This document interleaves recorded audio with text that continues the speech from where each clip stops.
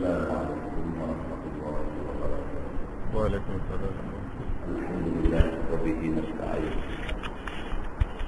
أشهد أن لا إله إلا الله وحده لا شريك له، وأشهد أن سيدنا محمدا عبده ورسوله،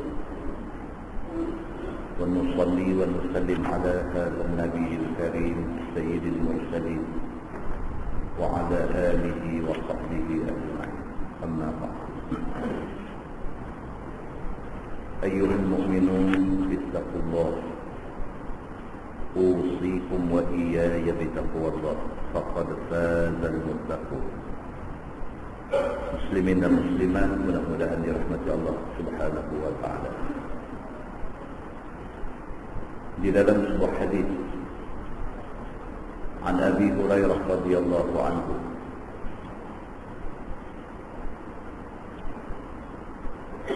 qala anna fuqara al-muhajirin atau Rasulullah sallallahu alaihi wasallam faqalu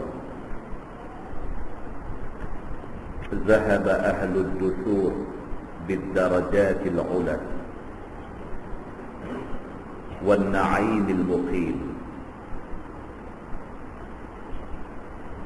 فقال النبي صلى الله عليه وسلم وما ذاك؟ قالوا يصلون كما نصلي ويصومون كما نصوم ويتصدقون ولا نتصدق ويعتقون ولا نعتق. فقال رسول الله صلى الله عليه وسلم أفلا أعلمكم شيئا تدركون به من سبقكم وتسبقون به من بعدكم ولا يكون أحد أفضل منكم إلا من صنع مثل ما صنعتم. قالوا بلى يا رسول الله. قال النبي صلى الله عليه وسلم تسبحون وتكبرون وتحمدون دبر كل صلاة 33 مرة. قال أبو صالح فرجع فقراء المهاجرين إلى رسول الله صلى الله عليه وسلم فقالوا سمع إخواننا أهل الأموال بما فعلنا فعلوا مثله. فقال رسول الله صلى الله عليه وسلم ذلك فضل الله يؤتيه من يشاء أو كما قال. hadis sahih riwayat Imam Muslim. Daripada Abi Hurairah radhiyallahu anhu, kata dia, sekumpulan fakir miskin daripada kalangan sahabat-sahabat Nabi Muhajirin, mereka pergi jumpa Nabi sallallahu alaihi wasallam. Abu Hurairah cerita, dia kata satu hari ada sekumpulan Muhajirin yang miskin ni pergi jumpa Nabi sallallahu alaihi wasallam. Bila sampai di depan Nabi, dia pun mengadu pada Nabi. Kata fuqara'ul muhajirin ni, dia berkata zahaba ahlud duthur bid-darajatil ula.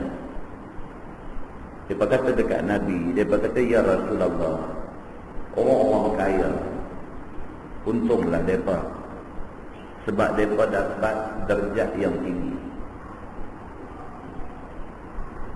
Sahabat-sahabat ni mereka fuqara, mereka fakir, miskin, muhajirin daripada Makkah mai ke Madinah, hijrah tak ada apa. Mereka tu tengok orang-orang kaya ni dengan kelebihan orang kaya. Ada duit, bila ada duit ni macam-macam boleh buat, boleh bersedekah, boleh berderma. Jadi mereka orang miskin, peluang tu tak ada ke mereka. Mereka pergi mengadu kepada Nabi SAW. Seolah-olahnya macam mereka nak kata, miskin kaya ni ketentuan Tuhan. Jadi Tuhan takdirkan orang kaya ni, untunglah mereka. Mereka ditakdirkan kaya. Dengan kaya mereka boleh buat banyak pahala. Bila mereka pergi mengadu benda ni kepada Nabi SAW, faqala Nabi SAW, Nabi bersabda, Nabi kata, wa ma dzak. Nabi kata, macam mana boleh jadi macam tu? Macam mana pula yang kata orang kaya ni mereka ni beruntung? Apa maksud hampa yang hampa kata orang kaya beruntung? Qalu, kata sahabat-sahabat muhajirin yang miskin ni, mereka kata, yusalluna kama nusalli. Orang kaya, mereka semua semayang macam mana kami semayang. Wa yasumuna kama nasum. Orang kaya, mereka boleh puasa macam mana kami puasa.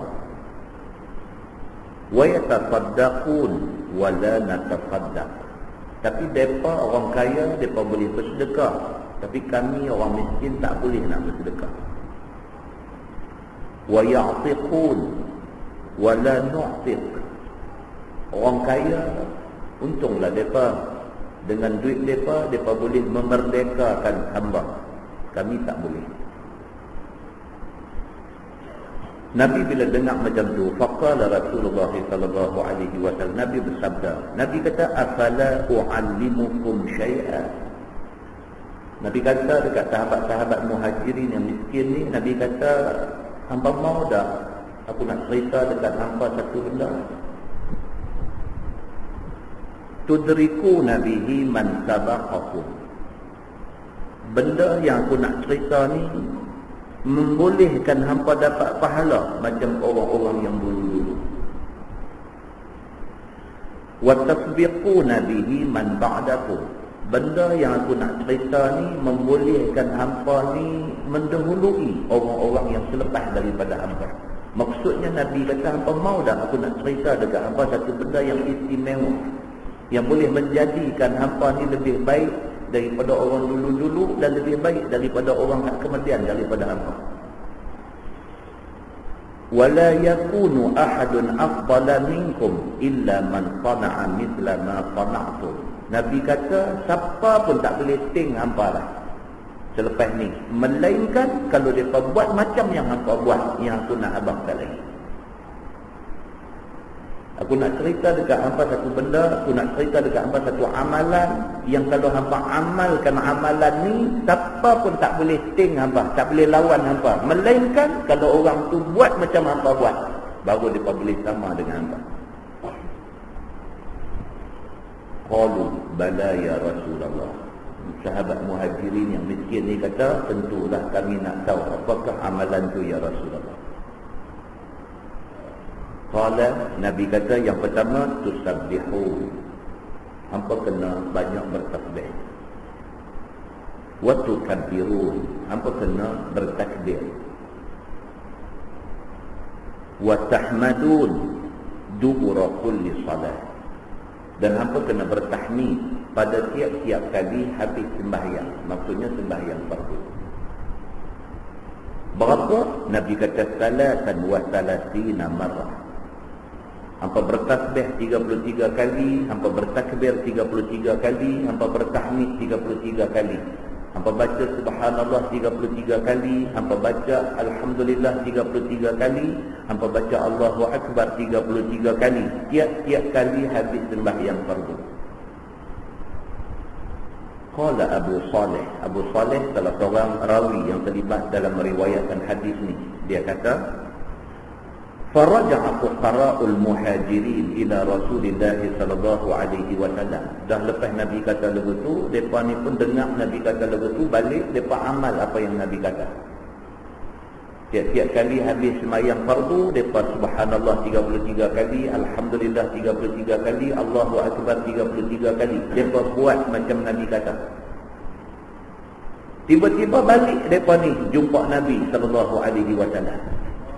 Selepas beberapa lama mereka amalkan macam yang Nabi suruh tu, balik mereka ni jumpa Nabi. Faraja'a fuqara'ul muhajirin ila Rasulillah SAW. Mereka balik pula mai dekat Nabi. Faqalu, mereka kata dekat Nabi, sami'a ikhwanuna ahlul amwal bima fa'alna fa'alu mithlah. Dia berkata, ya Rasulullah, kami dapat tahu kata orang-orang kaya buat macam yang kami buat. Hari itu kami jumpa tuan, kami mengadu dekat tuan, kata orang kaya ni untunglah mereka boleh buat benda yang kami tak boleh buat. Lepas itu tuan kata kat kami, ada satu benda kalau kami buat, kami ni orang tak boleh tengok. Apa dia? Tuan suruh kami tiap-tiap kali lepas sembahyang fardu, subhanallah 33 kali, alhamdulillah 33 kali, Allahu akbar 33 kali. Tuan kata kalau amalkan benda ni, orang tak boleh tengok kami dari segi amalannya. Kami dah buat dah amalan ni, tapi malangnya kami dapat tahu orang kaya pun buat macam ni juga. Maknanya kami tak boleh tengok mereka. Bukan mereka tak boleh tengok kami tak boleh tengok mereka. Mereka semayang, kami puasa, mereka puasa. Kami bertasbih, mereka bertasbih. Kami bertahmid, mereka bertahmid. Kami bertakbir, mereka bertakbir. Mereka lebih lagi pada tu, mereka ada harta, mereka boleh bersedekah. Maknanya hak kami main mengadu dulu tak selesai juga. Kami tak boleh nak lawan dengan mereka ni. Faqala Rasulullah sallallahu alaihi wasallam. Nabi bila dengar macam tu, Nabi kata zalika fadlullah yu'tihi man yasha. Nabi kata itulah kelebihan yang Allah bagi kepada siapa yang dia nak. Maksudnya orang kaya, kalau dia jadi orang kaya yang baik, dia tetap ada kelebihan berbanding dengan orang lain. Muslimin dan muslimah yang dirahmati Allah sekalian, daripada hadis ni dapat kita ambil beberapa kesimpulan. Yang pertama sekali, jangan tinggal benda-benda ni. Kalau kita kalut, lepas semayang kita kalut, kita tak dan nak bertasbih, nak bertahmid, nak bertakbir, tak apa, tak dan tak apa. Tak lagi naik motor nak balik rumah, naik kereta nak balik rumah, masa tu kita baca. Tak dan masa tu, tak lagi sebelum kita tidur ambil ayat semayang elok-elok semua, sebelum nak pejam mata kita baca juga subhanallah, alhamdulillah, Allahu akbar.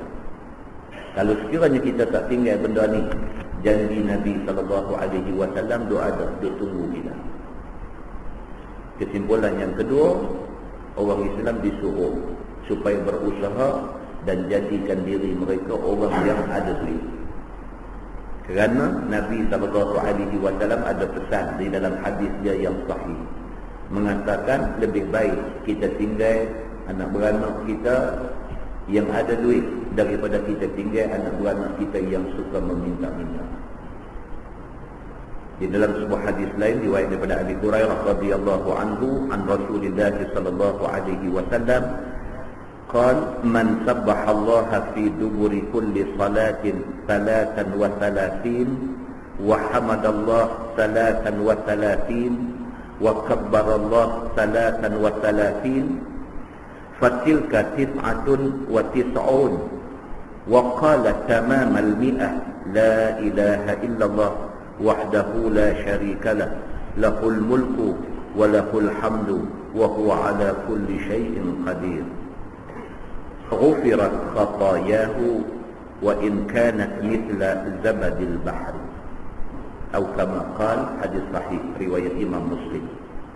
Daripada Abi Hurairah radhiyallahu anhu, dia kata Nabi sallallahu alaihi wasallam bersabda, Nabi kata siapa yang bertasbih tiap-tiap kali habis sembahyang, dia bertasbih subhanallah 33 kali. Dia bertahmid alhamdulillah 33 kali. Dia bertakbir 33 kali. Maka semua tu Nabi kata fatilka tis'atun wa tis'un. Jumlah semua tu 99. Subhanallah 33, alhamdulillah 33, Allahu akbar 33. Nabi kata jumlah semua tu tis'ah wa tis'un, menjadi 99 kali. Nabi kata maka disempurnakan kepada 100 dengan membaca la ilaha illallah wahdahu la syarikalah lahul mulku wa lahul hamdu wa huwa ala kulli syai'in qadir. Masuk yang tu lagi satu, maka sempurnalah 100 kali kita berzikir. Yang pentingnya Nabi kata apa? Ghufirat khatayahu, diampunkan kesalahan-kesalahan dia. Wa in kanat mithla zabadil bahri, sekalipun kesalahan dia sebanyak buih di lautan, Allah akan ampunkan kesalahan dia. Hadis itu hadis sahih riwayat Imam Muslim. Muslimin dan muslimah yang dirahmati Allah sekalian, kita selalu memandang benda ni sebagai benda kecil. Kerana kita pandang benda ni benda kecil lah, maka kesalahan-kesalahan kita tak diampunkan oleh Allah Subhanahu wa ta'ala. Tapi kalau kita memandang apa yang Nabi kata ni sebagai satu benda besar, kita bakal mendapat keampunan daripada Allah Subhanahu wa ta'ala. Mudah-mudahan mukadimah itu memberi satu kebaikan kepada kita semua, insya-Allah. Kita menggunakan tafsir Nurul Ihsan jilid 3.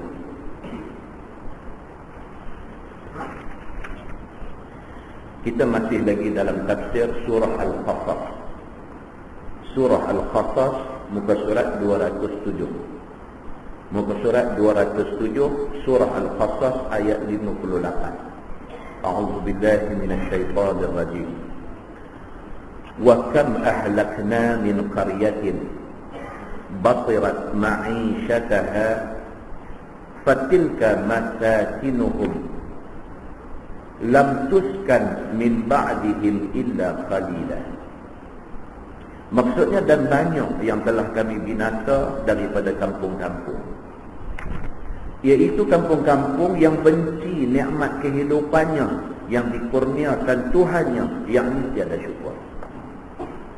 Allah Subhanahu wa ta'ala sebut dalam ayat ni, Allah kata, cuba hangpa tengok berapa banyak negeri dah yang aku binasakan semata-mata kerana penduduk negeri itu tak erti bersyukur atas nikmat Allah. Allah bagi tahu dalam ayat ni, dia kata, cuba hangpa tengok Ustaz, berapa banyak negeri yang kami musnahkan. Alasan kami memusnahkan mereka semata-mata kerana mereka tak erti bersyukur atas nikmat dan kurnia Allah Subhanahu wa ta'ala pada mereka. Maka demikian itu, segala rumah-rumah mereka itu tiada diduduki lagi, kerana habis binasa kemudian daripada mereka itu, melainkan sedikit sahaja, iaitu sehari dua bagi orang yang lalu lalang sahaja. Tuhan kata, dia bila dia buat mai kemusnahan sebagai satu uqubah, sebagai satu azab kepada penduduk satu-satu tempat, Tuhan punya azab ni kalau mai, kampung tu tak elok. Allah Subhanahu wa ta'ala kalau sekiranya dia marah, kalau sekiranya dia buat mai bala, kalau dia buat mai satu bencana kepada satu-satu tempat yang penduduknya tak bersyukur kepada Allah, Allah kalau dia buat mai bala, dia boleh buat sampai ke tahap tempat tu tak diduduki oleh sesiapa dah. Dia jadi padang jarak, padang terbuka. Tuan-tuan, ayat ni adalah ayat amaran daripada Allah Subhanahu wa ta'ala. Allah nak beritahu, kata dia kalau dia bertindak, tak ada siapa boleh halang dia. Dan tindakan Allah, orang akan ingat sampai bila-bila. Dia kata, melainkan sikit saja orang yang kalau pi pun sekadar nak duduk 1-2 hari aja. Orang tak akan jadilah tempat tu tempat duduk mereka, kalau sekiranya mai masa Tuhan nak binasakan tempat itu. Firman Allah, wa kunna nahnul warithin, dan adalah kami mewaris sekalian daripada mereka itu. Maksud dia apa? Tuhan kata, bila aku musnahkan tempat tu, aku take over tempat tu, aku mengambil alih tempat tu jadi hak aku balik. Tuan-tuan, apa ada kat kita lah ni, semua hak Tuhan. Tuhan bagi pinjam. Dia akan sampai satu masa, hak Tuhan bagi pinjam kat kita ni, Tuhan ambil balik. Benda ni normal, benda ni menjadi amalan Tuhan. Contoh mudah, kita kata Allah bagi dekat kita nyawa. Kita boleh menyawa, boleh menafas, boleh berjalan, boleh bergerak, boleh buat apa saja bila Allah pinjam dekat kita nyawa. Tapi bila mai masa Tuhan ambil alih kita, dia ambil balik nyawa kita, kita tak boleh buat apa. Demikian juga dengan tempat-tempat yang ada di atas muka bumi ni. Tuhan pinjamkan dekat kita. Tuhan pinjamkan tanah Melayu ni. Tuhan pinjamkan Malaysia ni kepada kita. Kalau sekiranya kita tak bersyukur atas nikmat kurnia Allah Subhanahu wa ta'ala, Allah boleh bagi hilang semenanjung Malaysia ni jadi laut. Anda percaya tak kata Tuhan boleh buat kalau dia nak buat? Allah boleh bagi hilang bukan sahaja Pulau Singapura, bukan sahaja Pulau Pinang. Allah boleh bagi hilang semenanjung Malaysia ni. Allah boleh bagi hilang kalau dulu dalam peta ada, satu tengok tak ada jadi laut. Tuhan boleh buat kalau dia nak buat. Kalau Tuhan buat, maknanya Tuhan ambil alih dah benda ni. Tak ada lagi dah peluang diberi kepada mana-mana daripada hamba dia. Ayat ni adalah ayat amaran daripada Allah Subhanahu wa ta'ala. Firman Allah, wa ma kana rabbuka muhlikal qura hatta yab'atha fi ummiha rasulan yatlu 'alaihim ayatina. Dan tiadalah Tuhan engkau wahai Muhammad membinasakan satu-satu kampung, satu-satu negeri itu, sehinggalah bangkit kepada ibu kampung itu seorang rasul yang baca atas mereka itu segala ayat Quran kami. Tapi Tuhan kata apa? Aku tidak zalim, aku tidak akan musnahkan sesebuah negeri itu, melainkan setelah aku hantar Nabi, hantar peringatan dekat mereka. Mereka tolak Nabi aku ganyang mereka. Allah Subhanahu wa ta'ala kata, aku tidak zalim pada orang. Sebelum bagi peringatan aku nak hukum orang, ini bukan cara Tuhan. Tuhan sebelum dia buat mai apa hukuman pun, dia akan hantar satu orang pemberi ingat, satu orang nazir. Dia akan hantar mai, orang ni akan bagi peringatan kepada penduduk negeri itu. Apabila penduduk negeri itu menolak utusan Allah Subhanahu wa ta'ala, Tuhan ambil tindakan binasa negeri yang diduduki oleh orang-orang yang tolak utusan dia. Firman Allah, wa ma kunna muhlikil qura illa wa ahluha zalimun. Dan tiadalah kami binasa akan kampung-kampung itu, melainkan ahlinya zalim sekalian dengan dusta rasul kami. Maka ibu kampung itu ialah Makkah. Makkah ni orang panggil Ummul Qura. Ibu kepada segala kampung, Makkah, Ummul Qura. Dan rasul yang dibangkitkan itu ialah Nabi Muhammad sallallahu alaihi wasallam. Dan ayat yang dibaca itu ialah Quran. Dia kata, ini tiga benda. Ada negeri, ada utusan Allah. Utusan Allah membawa ayat Allah. Penduduk negeri tolak aja utusan Allah, tolak ayat Allah, bala Allah akan sampai. Macam tu. Firman Allah, wa ma utitum min syai'in famata'ul hayatid dunya wa zinatuha. Dan apa juga barang yang dikurniakan kepada kamu daripada sesuatu itu, maka ia itu bersedap masa hidup dunia dan segala perhiasannya, kemudian akan fana segalanya. Tuhan kata apa juga yang manusia dapat lah ni, itu semua dunia. Apa juga yang manusia dapat lah ni, itu semua perhiasan dunia. Manusia lah ni dapat pangkat, dapat harta, dapat kekayaan, dapat keturunan, dapat kecantikan. Ini semua ni dia kata perhiasan dunia. Dalam dunia ni ada manusia yang Allah bagi kat dia pangkat tinggi, boleh harah orang. Dia kata duduk, orang duduk. Dia kata berdiri, orang berdiri. Dia kata lari, orang lari. Dia kata masuk jil orang yang dia kata ni. Allah bagi dekat dia kuasa. Ada orang Allah Subhanahu wa ta'ala bagi dekat dia harta. Dengan harta ni dia beraja di mata, bersultan di hati. Apa dia ingat dapat semua. Ada orang atas dunia ni Allah Subhanahu wa ta'ala bagi dekat dia keturunan. Bangga dia daripada celek mata sampai pejam mata. Bangga dia dengan keturunan dia yang bangsawan. Semua benda ni Allah Subhanahu wa ta'ala kata apa? Adalah dunia. Dan semua benda ni ialah perhiasan dunia. Yang semua benda ni kemudiannya akan fana, kemudiannya akan binasa. Semua pun tak kekal. Firman Allah, wa ma 'indallahi khairun wa abqa afala ta'qilun. Dan barang yang pada sisi Allah lah yang terlebih baik dan yang terlebih kekal. Maka tidakkah kamu berakal? Tuhan kata hak ada di sisi Allah, yang tu yang kekal. Keredaan Allah yang ada di sisi Allah itu yang kekal. Kalau sekiranya kita dapat keredaan Allah itu kekal sampai kita dalam syurga, kita akan mendapat keredaan Allah Subhanahu wa ta'ala. Maka syurga dan nikmatnya adalah bagi orang yang beriman itu lebih baik daripada harta dunia bagi orang kafir. Kita jadi orang yang beriman, esok Allah bagi syurga, itu lebih baik daripada atas dunia kita kaya raya tetapi kita kufur dengan Allah Subhanahu wa ta'ala.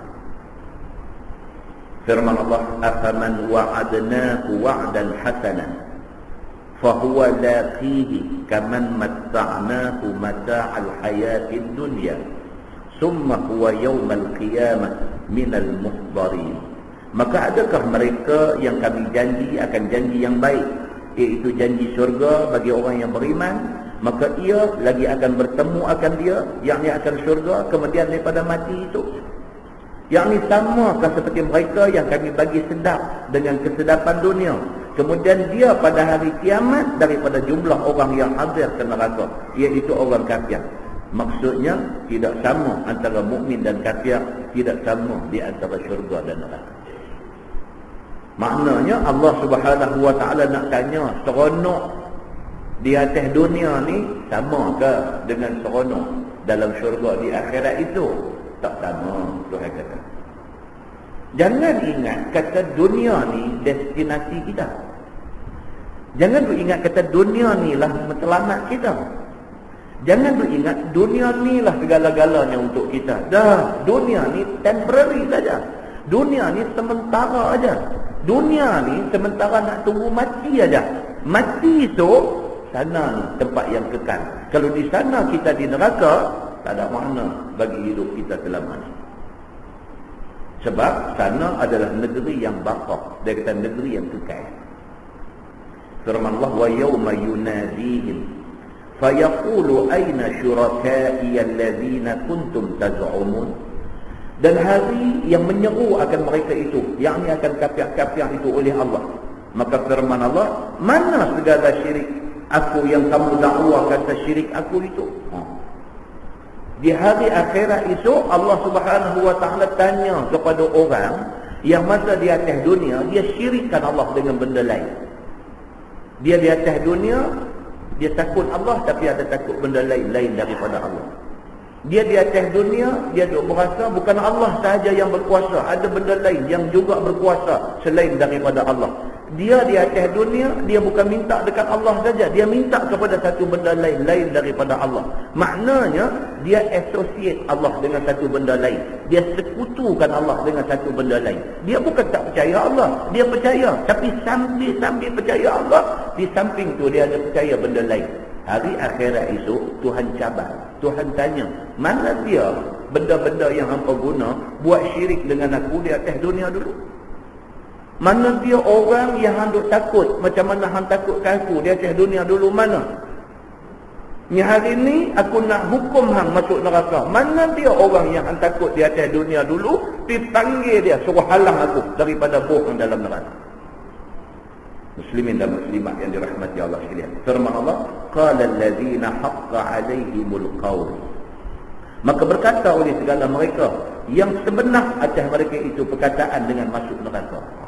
Orang yang Allah sudah tentukan masuk neraka, bila Allah cabar lagu ni, kata mereka ni, dan mereka itu adalah segala kepala-kepala ahli maksiat lagi kufur kepada Allah Subhanahu wa ta'ala. Dia berkata apa kat Tuhan?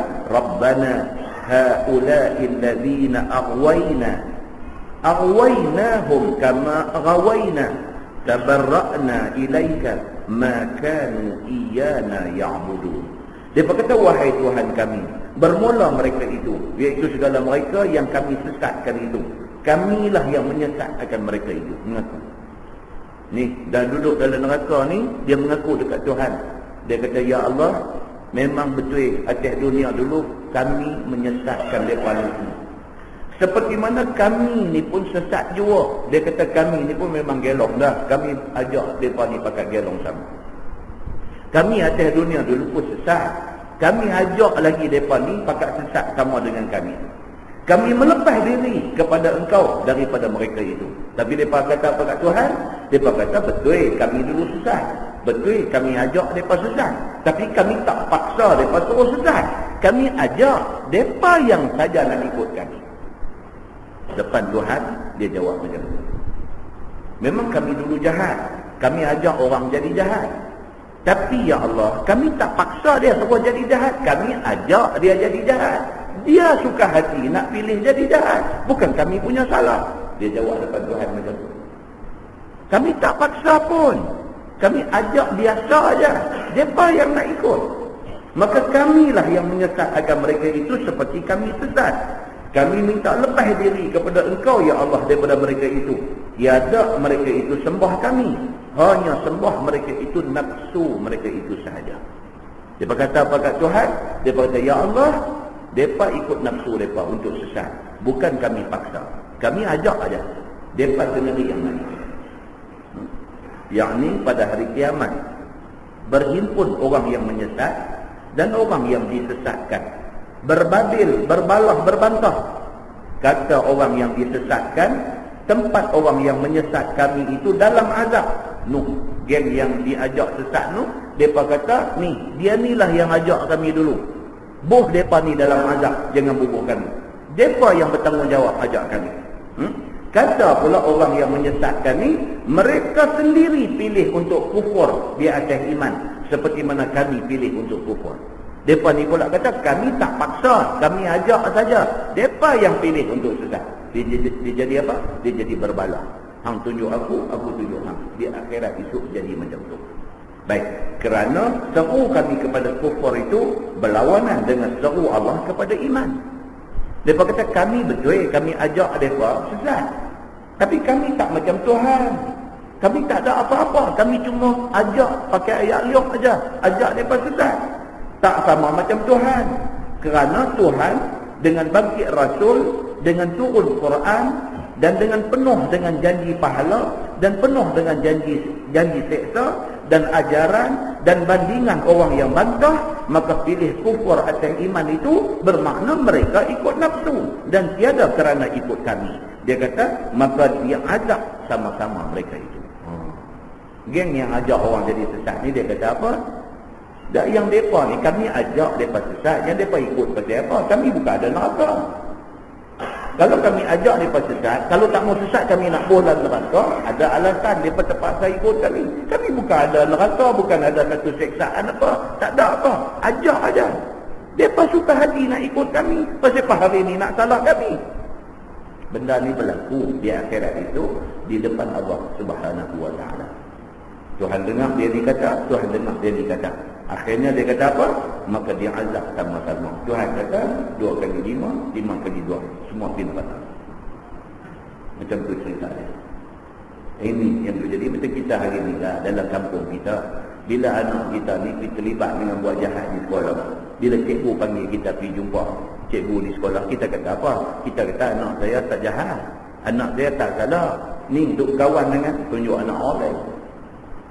Anak orang lain tu pula panggil mak pak dia main. Mak pak dia pun main juga. Dia kata anak saya tak salah. Anak saya ada rumah baik. Tak percaya tanya mak dia. Dia kata ni punca dia ikut tunjuk balik kawan tunjuk tadi ni.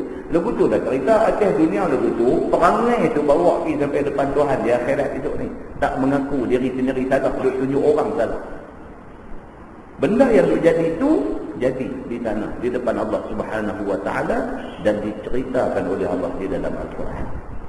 Firman Allah Subhanahu wa ta'ala, wa qila du'u syuraka'akum, dan dikata bagi orang-orang yang sembah asnam, yang sembah berhala ni, seru olehmu segala syirik kamu yang kamu kata syirik Allah Subhanahu wa ta'ala itu. Mana dia tokong Tuhan berhala yang hampa sembah dulu, panggil tokong-tokong tu mai tolong hampa dah ni. Tuhan kata, aku nak buh hampa dalam neraka, dipanggil mai berhala yang hampa sembah, halang aku daripada buh hampa dalam neraka. Tuhan cabar macam tu. Fada'auhum falam yastajibu lahum. Maka seru mereka itu akan mereka itu, yakni akan segala asnam itu. maka tiada jawab asnam itu akan seruan mereka itu. Bila Tuhan kata, mana dia berhala yang hampa sembah dulu, pergi panggil berhala tu, selamatkan hampa daripada masuk neraka. Puak-puak ni pun pergi panggil, tokong dia, panggil main nak selamat dia. Panggil tak menyut pun. Tak bunyi suara pun. Macamlah masa di atas dunia dia panggil kawan tu menyut. Atas dunia pun tak apa dah. Batu tu tak pernah pun bercakap sepatah dengan dia. Kayu yang dia sembah tu tak pernah pun sepatah pun bercakap dengan dia, tak pernah. Tapi dia duk sembah juga. Di akhirat itu Tuhan kata dekat dia, mana dia berhala yang sembah, panggil dia, suruh minta tolong. Dia panggil sungguh. Maknanya sampai sana duk percaya lagi. Dia panggil sungguh. Bila panggil apa jadi? Falam yastajibu lahum. Tak jawab apa lah. Duk kayu situ lah, duk batu situ lah, sampai sana pun sengak tak bunyi apa.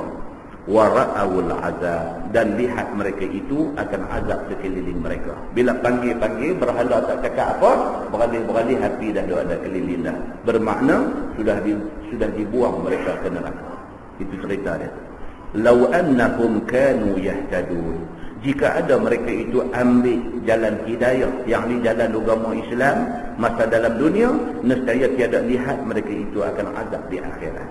Dia kata kalaulah mereka ni atas dunia dulu jadi orang Islam, selamat mereka daripada akhirat, daripada api neraka di akhirat ni.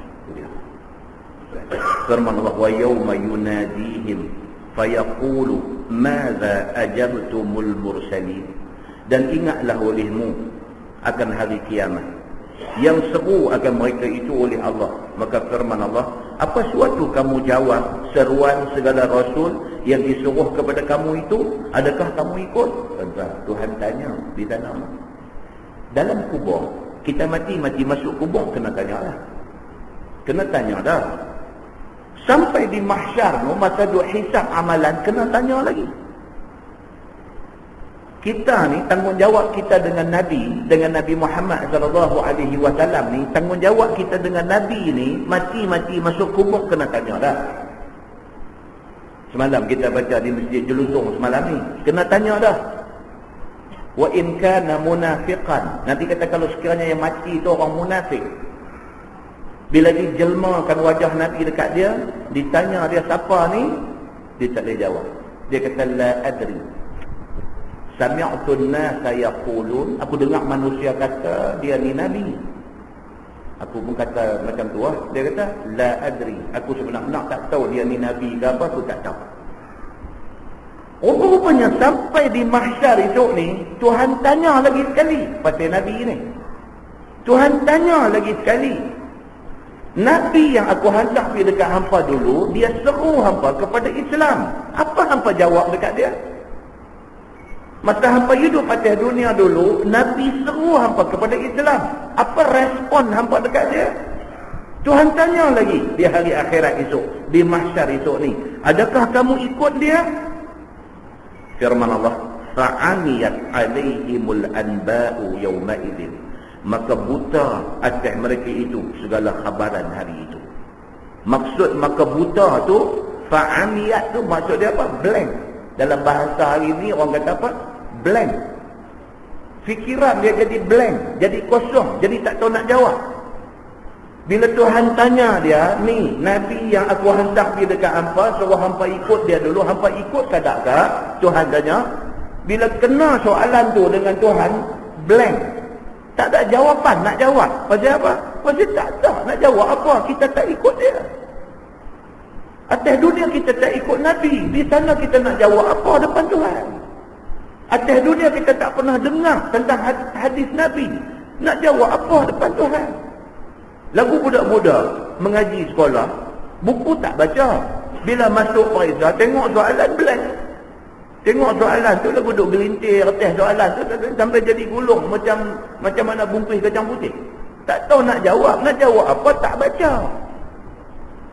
Baca tajuk sport aja, baca tajuk ni tak baca. Pasal apa? Lepas kata yang ni tak naik, tak baca. Masuk dewan periksa, duk kata tak naik tu, yang tu naik. Nak jawab apa? Itu mula duk beralih tengok orang. Beralih balik kanan, beralih balik kiri, cikgu mai kata apa? Habis jawab dah. Habis nak keluar. Apa pun tak ada. Reteh tu reteh kosong, ikat benang, pergi hantar saja. Macam tu jadi atas dunia. Macam tu lah di mahsyar hidup ni. Bila Allah tanya dia, aku hantar Nabi pergi dekat hampa dulu, hampa buat apa kat Nabi ni? Blank. Tak tahu nak jawab. Pasal apa? Dia tak tahu apa pasal Nabi. Hadis Nabi tak pernah dengar. Ini jadi di akhirat esok ni. Maka Tuhan sebut dalam ayat ni, dia kata apa? Fa'amiyat alaihimul anba'u yawma idzin. Maka buta, kosong, blank, tak ada jawapan atas mereka itu akan segala khabaran hari itu. Hari itu habis. Tak ada perkataan boleh jawab depan Allah Subhanahu wa ta'ala. Fahum la yatasa'alun. Maka mereka itu tiada bertanya-tanya, yakni diam mereka itu daripada jawab. Nak tanya pun tak reti, nak jawab pun tak reti, nak apa pun tak reti, duduk tengah mulut begitu aja di depan Allah Subhanahu wa ta'ala. Kerana tiada dapat khabaran jawab yang boleh melepas akan soal tu. Tak ada jawapan kepada soalan Tuhan. Tak tahu nak jawab. Lagu anak kita tak minat masuk sekolah agama. Tapi pak ni semangat kerana bukan-bukan nak bagi anak dia jadi ustaz, nak bagi anak dia jadi orang agama. Paksa anak dia pergi mengaji sekolah agama. Pergi mengaji, pelajaran yang paling dia tak suka bahasa Arab. Pasal apa? Pasal dia tak suka mengaji sekolah agama. Pak dia paksa. Akhirnya apa jadi? Dia tak erti apa bahasa Arab ni. Bila main soalan, dia salin balik soalan tu. Kita pernah periksa atas bahasa Arab tahu. Buka-buka tengok ni soalan. Bukan jawapan. Dia salin balik soalan. Pasal dia tak tahu nak jawab.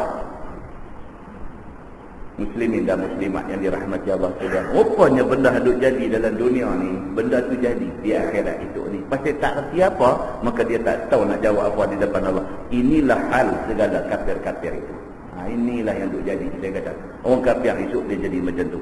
فَأَمَّا مَنْ تَابَ وَآمَنَ وَعَمِلَ صَالِحًا فَعَسَىٰ أَنْ يَكُونَ مِنَ الْمُفْلِحِينَ. Maka ada pun mereka yang taubat. Itu dia kan, yang cantik. Yang kata Quran ni, dia punya cantik dia apa? Tuhan ni, dia asak satu orang sampai kelinding, sampai tak boleh nak bergerak dah. Dia main pula ayat, dia kata apa? فَأَمَّا مَنْ تَابَ وَآمَنَ وَعَمِلَ صَالِحًا.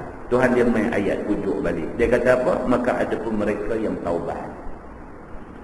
Islam ni, dia kok mana pun dia bagi satu ruang. Dia bagi satu outlet, satu jalan keluar kepada siapa-siapa pun. Islam tak pernah dia asak orang pergi sampai ke dinding tak boleh nak bergerak dah.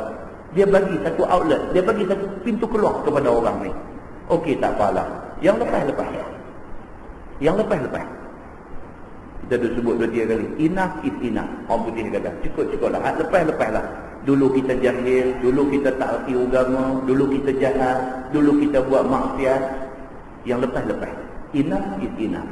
Cukup. Kira start daripada kita dengar ni, start daripada hati kita rasa berdenyut bila dengar ayat Quran dan hadis Nabi ni, start pada ni, astagfirullahalazim. Minta ampun kepada Allah. Ya Allah, aku bertaubat kepadamu ya Allah. Tubtu ilaik. Aku bertaubat kepadamu ya Allah. Start pada ni, buka buku baru. Barang siapa yang buat macam ni dan beriman dia dan beramal soleh dia yang fardu-fardu, maka harap bahawa ada ia daripada segala orang yang dapat menang dengan syurga. Tuhan kata mudah-mudahan dia masih lagi ada peluang untuk nak dapat syurga Allah Subhanahu wa ta'ala. Itu Islam. Cantik dia tahu. Siapa pun masih ada ruang. Selagi nyawa dia tak sampai dia gar-garah, selagi dia ni sedetik, 2 detik lagi nak mati, tak sampai lagi time tu, selagi itu peluang duk buka kat dia. Allah duk tunggu dia nak minta ampun kepada Allah. Allah sedia untuk nak bagi ampun kepada dia. Maka yang lepas daripada neraka. Bila dia dapat syurga, lepas dia daripada neraka dengan janji Allah Subhanahu wa ta'ala. Ini Tuhan janji. Tak terlewat bagi siapa-siapa pun. Umur dah 70 pun, baru malam ni rasa sikit dan lagi. Walaupun Allah nak takdirkan kita mati esok, malam ni nak bertaubat dan lagi. Itulah kebesaran Allah Subhanahu wa ta'ala. Firman Allah, wa rabbuka yakhluqu ma yasha wa yakhtar. Dan Tuhan engkau itu jadikan barang yang ia akan kehendaki dan pilih ia yang dikehendaki bagi ahli taatnya, iaitu segala mukmin. Tuhan yang akan menentukan apa nak jadi, Benda yang nak jadi ni mengikut kehendak Allah Subhanahu wa ta'ala. Wa ma kana lahumul khiyarah. Dan tiadalah bagi mereka itu, yakni bagi kafir musyrikin itu, untuk pilih pada sesuatu. Allah, dia yang pilih apa-apa. Manusia tak diberi pilih benda yang Tuhan sudah pilih. Allah sudah pilih Nabi Muhammad menjadi Nabi. Orang Arab Quraisy tak boleh kata dekat Tuhan, pasal apa pilih Muhammad? Kami mau orang lain. Tak boleh. Pasal apa? Pasal Muhammad itu pilihan Tuhan. Tuhan yang berhak pilih siapa-siapa pun. Dan siapa pun tak boleh pertikai pilihan Tuhan. Wa ma kana li mu'minin wa la mu'minatin idza qada Allahu wa rasuluhu amran an yakuna lahumul khiyaratu min amrihim. Tak harus bagi orang yang beriman, baik laki-laki baik perempuan, apabila Allah Subhanahu wa ta'ala dah putih dah satu benda, mereka nak pilih hal lain, tak boleh. Tuhan dah tentu macam tu, tak ada pilihan kedua bagi apa yang ditentukan oleh Allah Subhanahu wa ta'ala. Baik, dia kata subhanallahi wa ta'ala amma yusyrikun. Maha suci Allah dan maha tinggi Allah daripada barang yang disyirikkan mereka itu dengannya. Wa rabbuka ya'lamu ma tukinnu suduruhum wa ma yu'linun. Dan Tuhan engkau tahu barang yang sembunyi oleh segala hati mereka itu dan barang yang nyata mereka itu daripada iman dan kufur. Itu dia. Allah Subhanahu wa ta'ala dia tahu semua. Siapa pun tak boleh sembunyi apa daripada pengetahuan Allah Subhanahu wa ta'ala.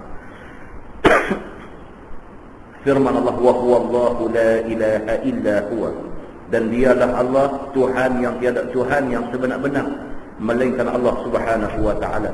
Lahul hamdu fil ula wal akhirah. Bagi Allah segala pujian dunia dan akhirat. Dialah Tuhan yang mengurniakan bagi segala nikmat dunia dan segala nikmat akhirat. Walahul hukmu, dan bagi Allah jua hukumnya pada tiap-tiap sesuatu. Ketentuan hukum di tangan Tuhan. Wa ilaihi turja'un, dan kepada Allah lah dikembali segala kamu pada akhirat, yakni dengan keluar daripada kubur. Maka membalas akan kamu dengan jenis amalan masing-masing, iaitu iman dan kufur kepada Allah Subhanahu wa ta'ala. Tuhan akan bangkitkan manusia yang mati daripada kubur. Tuhan akan balas setimpal dengan apa yang mereka buat masa di atas dunia. Tuan-tuan, kita orang Islam ni tak serius dalam semua benda. Tak serius. Belajar pun tak serius, kerja pun tak serius, kalau menyaga pun tak serius. Perangai kita ni macam tu. Dengan Quran pun kita tak serius, segala-gala kita tak serius. Ni duk heboh isu pasal Lina Joy mohon murtad apa semua ni. Orang yang menyokong dia murtad, ambil tanda tangan sampai ratus-ratus ribu. Kita ni hak duduk dalam masjid ni berapa orang dah? Berapa orang dah yang turun tanda tangan membantah benda ni? Tak ada. Hak duk buat ni apa nama syuah heboh ni, hak duk buat tuan-tuan tengoklah, tengok kamera duk suluk muka, hak duk pergi tengok tu muka siapa? Tuan-tuan pernahkah sekali kamera suluk nampak muka Cina? Sajalah satu hari duduk depan TV nak tengok ni yang kata cuah heboh ni. Kamera tu nanti duduk tunjuk pengunjung yang pergi malam ni, malam konsert ni. Tunjuk tu, tuan-tuan tengok betul-betul, jangan lepas mata. Ada tak ada sekali nampak muka Cina dalam tu? Tak ada. Semua muka budak-budak kita. Semua muka budak-budak kita. Tak serius. Kita kira nak seronok aja. Itu kerja kita, kerja orang kita ni, anak bangsa kita ni, kerja dia macam tu. Belajar tak serius, buat kerja tak serius, menjaga tak serius, apa pun tak serius. Akhirnya apa jadi? Jadi, benda itu jadi depan mata kita lah. Jadi macam ni. Bercakap tentang isu anak Melayu, anak Islam nak murtad pun kita tak ambil serius, tak ambil besar benda ni. Tak berasa pun nak tulis. Tanda tangan kita tu nak tulis. Kata kita membantah tu tak berasa.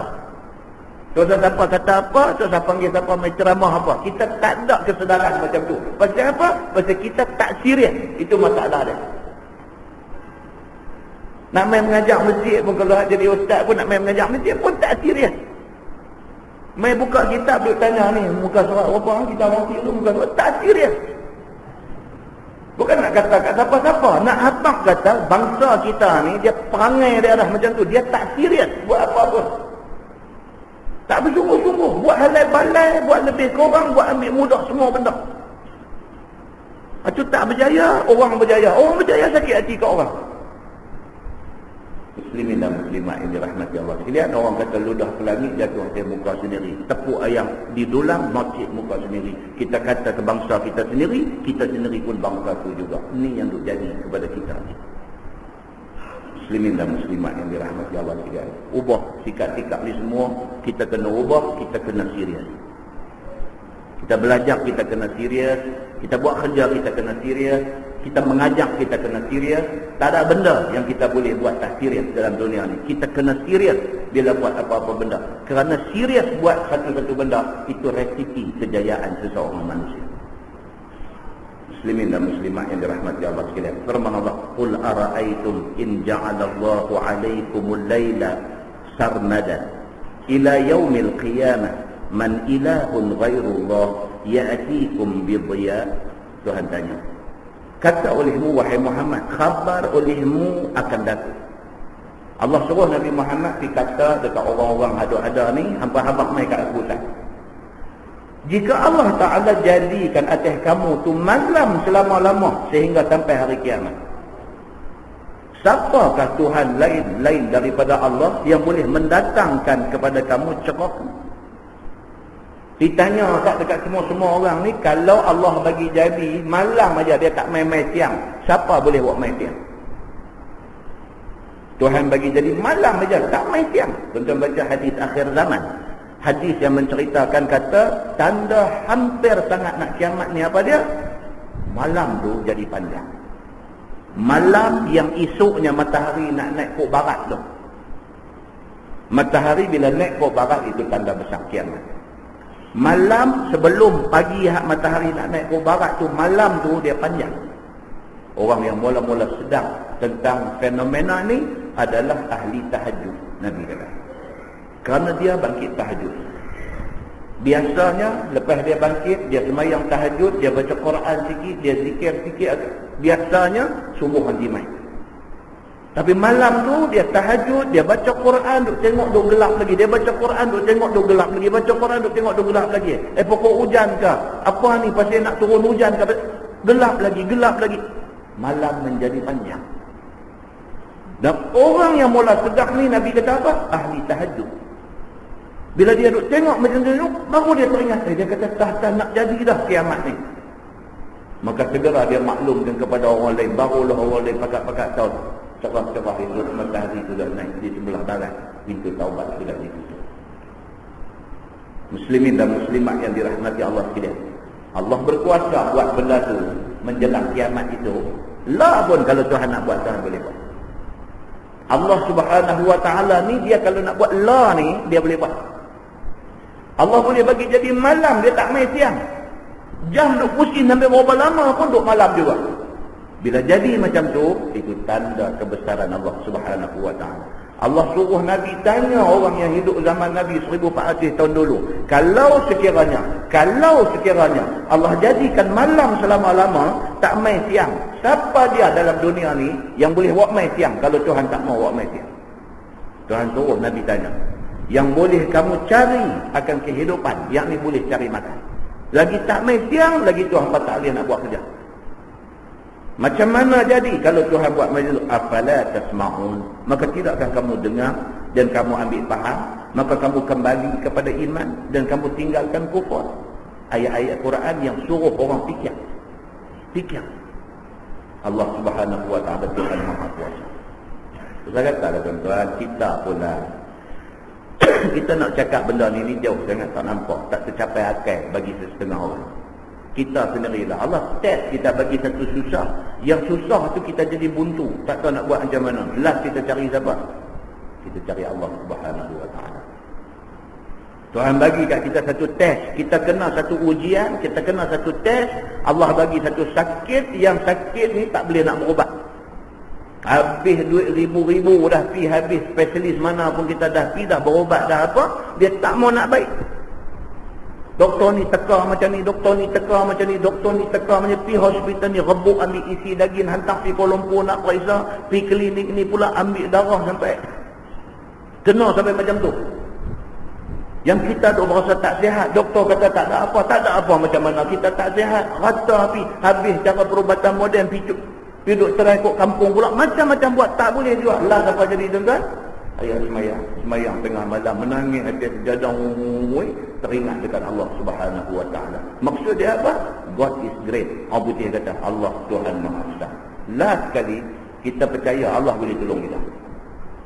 Yang selama ni tak percaya tu, bila dia main satu saat dia buntu, dia dah nampak tak ada siapa dah boleh buat apa dengan apa yang dia duk kena ni. Dia tiba-tiba dia main keyakinan dalam hati dia, Tuhan boleh bagi dia baik. Dia semayang juga. Benda ni Allah Subhanahu wa ta'ala sebut dalam Quran. Pasal Allah tahu manusia dia yang buat. Apa pasal masa kita duk sihat, duk elok, duk sedap, duk apa ni, kita tak mau nak minta tolong dekat dia, kita tak mau nak merayu, mengadu, merintih malam-malam hari kepada dia. Pasal apa nak tunggu keadaan buntu baru kita nak cari dia? Ini yang Allah sebut. Firman Allah, "Qul ara'aytum in ja'alallahu 'alaykumun nahara sarmada ila yaumil qiyamah man ilahun ghairullah ya'tikum bilailin taskununa fi." Kata olehmu wahai Muhammad kepada mereka itu, habaq kamu kepada aku jika dijadikan Allah kepada kamu tu siang selama-lama sehingga hari kiamat. Siapakah Tuhan yang lain daripada Allah yang boleh mendatangkan kepada kamu malam yang kamu dapat berdiam diri padanya dan malam yang kamu dapat ambil kesenangan? Tuhan kata tadi, dia kata kalau Tuhan bagi jadi malam selama-lama. Ni pula kalau Tuhan bagi jadi siang selama-lama pula macam mana? Tak main malam, lagu duduk siang, lagu tu aja. Kacau tuan-tuan. Dia jadi celaru, huru-hara, diri kelam kabut habis dunia ni. Demikian Tuhan boleh buat kalau dia nak buat. Lah ni kutub utara, kutub selatan aja yang mengalami keadaan ni. Tempat tu yang duduk polar bear aja. Orang tak duduk. Ni kalau dia main buat bagi jadi dekat tempat kita lah ni, takut-takut kita bakal jadi polar bear habis. Tak boleh nak buat macam mana? Tak boleh nak hidup dengan duduk malam tak mau nak main siang ni. Tak boleh nak hidup kalau duduk siang tak mau nak main malam ni. Kita nak kena duduk dalam keadaan ada malam ada siang. Tuhan boleh buat kalau dia nak buat. Dan Tuhan sebut benda ni dalam Quran. Firman Allah, "Afala tubsirun." Maka tidakkah kamu lihat dengan mata kepala kamu dan lihat dengan mata hati kamu? Tak tengok ke benda-benda ni semua Tuhan boleh buat? Tiada seorang yang boleh mendatang dengan malam ataupun siang. Tak ada siapa boleh buat. Tentu Allah ni pukul berapa? Pukul 9 malam. Ada siapa boleh buat bagi lagi setengah jam bagi jadi siang? Tak boleh. Pagi esok lah, apa pun pagi esok. Kita tak boleh nak bagi jadi siang lah ni. Tak boleh. Tuhan kata pagi esok baru boleh jadi. Siapa pun tak boleh nak buat kerja ni. Allah Subhanahu wa ta'ala sahaja yang boleh buat benda ni. Jika Allah Ta'ala kekal keduanya selama-lama. Kalau Tuhan kekalkan malam tak jadi siang, ataupun kekalkan siang tak jadi malam, susah manusia tu. Wa min rahmatihi ja'ala lakumul laila wan nahara litaskunu fihi wa litabtaghu min fadlihi wa la'allakum tashkurun. Dan setengah daripada rahmat Allah itu ialah Allah menjadikan bagi kamu malam dan siang.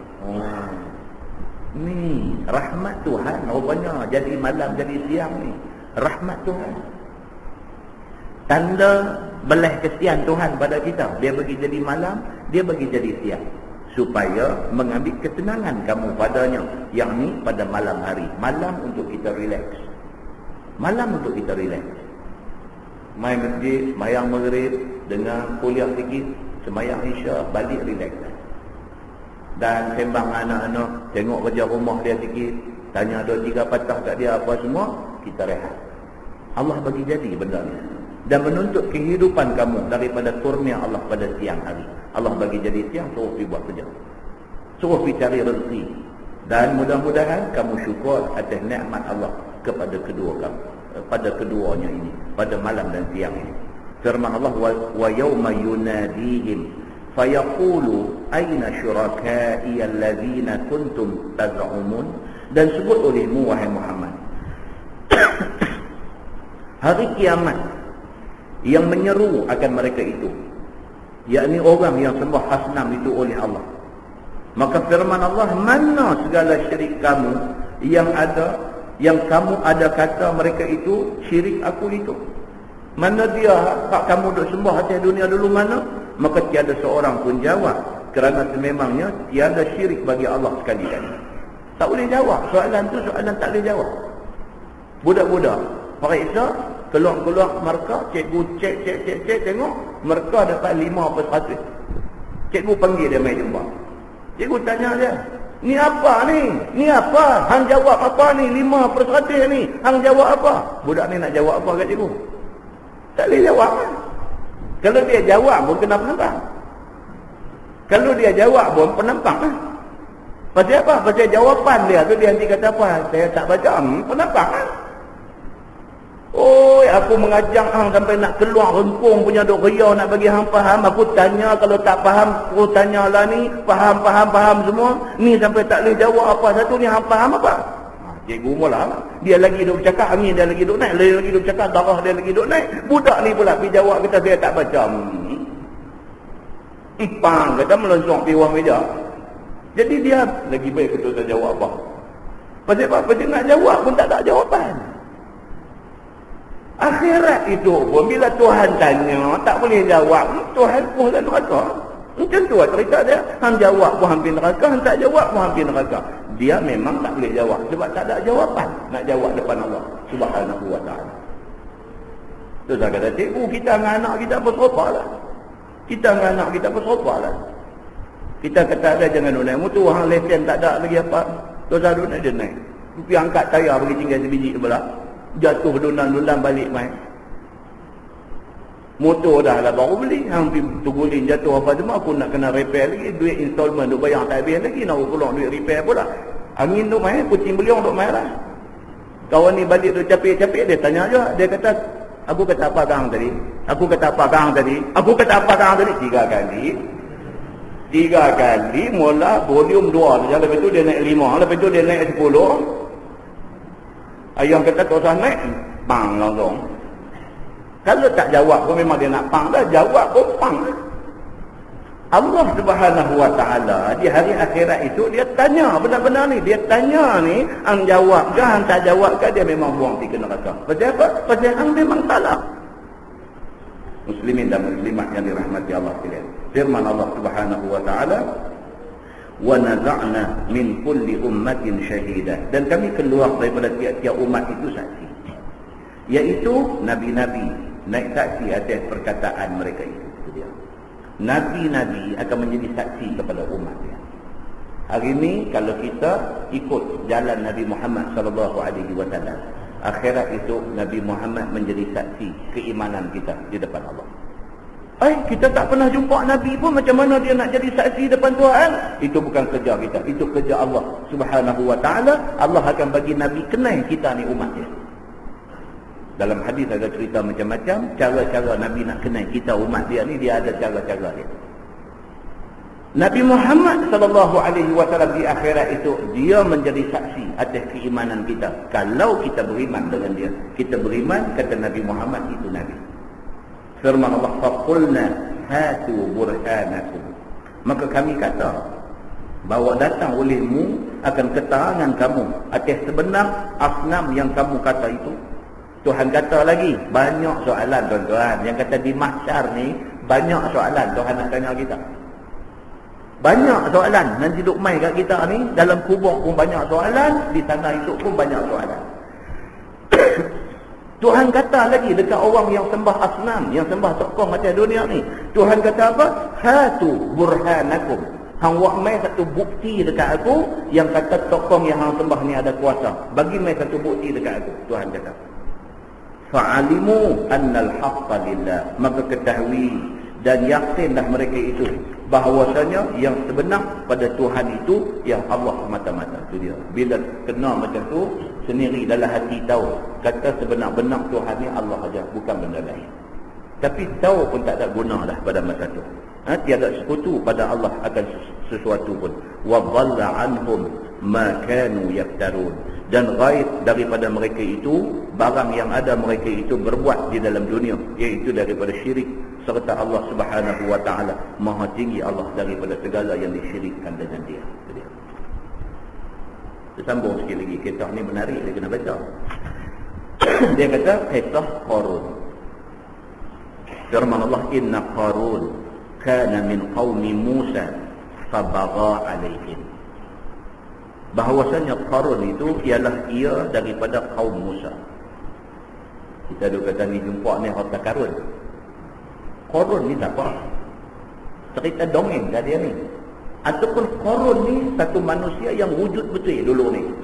Kalau betul Qarun ni dulu ada, dia ni siapa?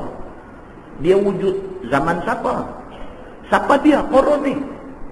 Dalam Quran rupa-rupanya ada cerita. Dia kata Qarun ni siapa dia? Dia ni daripada kaum Nabi Musa. Maka membesar diri ia atas mereka itu dengan takabur dan dengan ketinggian dan juga dengan banyak harta. Itu dia. Qarun ni, dia ni kaum Nabi Musa. Masalah Qarun ni apa dia? Ego. Masalah Qarun ni ego. Pasal apa dia ego? Pasal dia harta banyak. Pasal dia orang kaya. Kerana kaya, kerana harta banyak tu, ego tu main dalam diri Qarun ni. Maka Qarun itu ialah Qarun bin Yashar, saudara kepada Imran. Yang ni keduanya itu bin Qahid, bin Lawi, bin Yaqub. Jadi Qarun itu anak bapa penakan kepada Nabi Musa. Maksud anak bapa penakan apa dia? Sepupu. Qarun ni menurut kebanyakan ahli tafsir, mereka mengatakan dia sepupu Nabi Musa. Tuan-tuan cuba tengok ini yang orang duk kata iman ni tak boleh diwarisi. Anak Nabi pun tak beriman. Anak Nabi Nuh tak beriman. Pak Nabi. Tuan-tuan kata lah anak ustaz, anak tok mufti, anak tok alim. Tuan-tuan kata anak Nabi pun ada yang tak beriman. Cerita dalam Quran bagaimana anak Nabi Nuh tak beriman. Tak daripada awal-awal. Anak Nabi Adam alaihi salam, Habil dengan Qabil pun jadi masalah. Pasal apa? Pasal iman ni anugerah Allah. Baik, Qarun ni bukan orang lain, sepupu Nabi Musa. Boleh tak beriman? Beriman kemudian kufur. Jadi kepada Qarun ni, dia adalah sepupu Nabi Musa. Beriman dengannya. Pada mulanya dia beriman, dia ikut Nabi Allah Musa alaihi salam. Dan dia adalah seorang daripada 70 daripada Bani Israel yang Nabi Musa bawa ketika munajat dengan Allah. Nabi Musa ketika nak bermunajat dengan Allah Subhanahu wa taala bawa 70 orang pergi sama dengan dia. Dalam 70 orang tu salah seorang Qarun. Maksudnya ini orang pilihan. Orang pilihan daripada ramai-ramai ni yang Nabi Musa select, yang Nabi Musa pilih ni, ini orang-orang istimewa.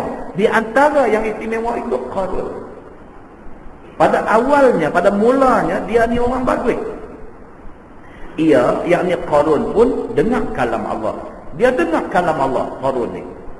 Kemudian ia hasad kepada Nabi Musa atas jadi rasul. Dan tengok tu dia nak melingkup tu. Dia nak melingkup tu pasal apa? Pasal hasad, dengki, iri hati. Macam mana yang berlaku kepada Abdullah bin Ubay bin Salul. Nabi masa duduk di Mekah, di Madinah orang yang menjadi rojokan orang Madinah nama dia Abdullah bin Ubay bin Salul. Dia menjadi marjah, dia menjadi reference kepada penduduk Madinah. Bila Nabi hijrah daripada Mekah ke Madinah, Nabi sampai di Madinah, penduduk Madinah semua menjadikan Nabi sebagai rojokan mereka. Abdullah bin Ubay sudah rasa calak dalam hati dia. Sudah rasa calak. Oh, dia kata dulu apa-apa mai cari aku, apa-apa mai rojok dekat aku, mai Muhammad ni dia kata tinggal aku sampai tak tengok. Kerana tu aja, kerana hasad dengki dekat Nabi Muhammad tu, akhirnya Abdullah bin Ubay bin Salul mati sebagai munafik. Yang dicatatkan munafik dia, nifak dia ni dicatatkan di dalam hadis-hadis yang sahih. Tuan-tuan, maksud dia apa? Maksud dia hasad ni, dengki ni, iri hati ni cukup bahaya kepada semua orang. Cukup bahaya kepada semua orang. Rupanya Qarun pun kena benda ni. Bila Nabi Allah Musa alaihi salam sepupu dia. Nabi Musa sepupu dia, tiba-tiba sepupu dia ni dipilih untuk jadi Nabi. Dia tak puas hati. Dia rasa tak syok. Dia rasa pasal apa pula Musa yang dipilih? Pasal apa tak aku? Pasal zaman tu yang menonjol 3 orang. Yang menonjol di kalangan orang baik-baik lah, menonjol jahat Firaun lah, yang tu tak siapa boleh lawan dia. Di kalangan orang baik-baik ni yang menonjol 3 orang. Siapa dia? Musa, Harun dan Qarun. 3 orang ni, mereka ni saingan pada masa tu, dia rival. Bersaing 3 orang ni. Musa dilantik jadi Nabi, Harun pun dilantik jadi Nabi, Qarun tak dipilih oleh Allah Subhanahu Wa Taala. Maka hasad ni bergelomang dalam hati dia. Oh, dia tak boleh tahan. Maka hasad dia kepada Nabi Musa atas jadi Nabi akan Nabi Musa itu. Dan Qarun hasad kepada Harun atas jadi imam. Oh, dia hasad kepada dua-dua orang sekali. Dia tengok pula Nabi Musa kalau nak pergi ke mana-mana tinggal mandat ni kepada siapa? Kepada Harun. Tak tinggal kat dia. Lagi bertambah-tambah hasad dia. Dan bahaya. Benda ni bahaya. Kena jaga-jaga. Maka kufur Qarun kemudian daripada iman. Kerana mula daripada hasad tu, dia kufur kepada Allah Subhanahu Wa Taala. Na'udzubillah min dzalik. Firman Allah, wa atainahu minal kunuz ma inna mafatihu latanu'u bil usbati ulil quwwah. Dan telah kami datang akan dia, akan Qarun itu daripada harta yang banyak. Tuhan ni tuan-tuan, kadang-kadang dia bagi kelebihan dekat satu-satu orang tu kerana istidraj. Dia kata, orang ini takut. Dia bagi kelebihan tu bukan tanda kemuliaan, tapi dia bagi itu sebagai istidraj. Dia bagi sebagai ujian yang nak merosakkan kawan. Takut benda ni, cukup takut. Allah bagi dekat kita apa dia? Kepetahan bercakap. Dengan kita petah bercakap tu, tiba-tiba kita jadi jauh dengan Allah. Habis kita. Habis kita. Allah bagi kat kita ilmu. Dia bagi kat kita ilmu. Dengan ilmu Allah bagi kat kita tu, tiba-tiba rosak kita. Ilmu itu menjadi istidraj kepada kita. Allah bagi kat kita kelebihan. Bila orang sakit main dekat kita, kita baca-baca muih jadi sihat. Kita duk ingat tu kelebihan Allah bagi kat kita. Rupanya istidraj. Pasal apa? Later on, kemudian daripada tu kita jadi jual. Kita mula duk cakap lebih kurang. Kita duk kata saya kata cakap ni main, insya-Allah tu muih 2-3 kali okey. Dia duk main jual. Dia duk main jual. Kelebihan yang Allah bagi tu sudah menjadi istidraj kepada dia. Maka Allah Subhanahu Wa Taala bagi dekat Qarun ni apa dia? Dia kata harta yang banyak, bahawasanya anak kuncinya saja cukup berat dibawa dengan jemaah yang empunya kuat seramai 70 orang. Khazanah kekayaan dia ni, anak kunci khazanah dia tu 70 orang badan sendo-sendo bawa. Badan sendo ni dahsyat. Tak ambil hak jenis batuk kering, hak jenis apa ni kena darah tinggi, kencing manis ni tak ambil. Ambil semua hak badan sendo-sendo ni. Ambil mai kerja bawa kunci khazanah dia aja. 70 orang dia bawa kunci khazanahnya. Ini kata dalam riwayatnya begitu. Dan kata qil, ada satu pendapat kata 40 orang yang sihat-sihat bawa kunci dia.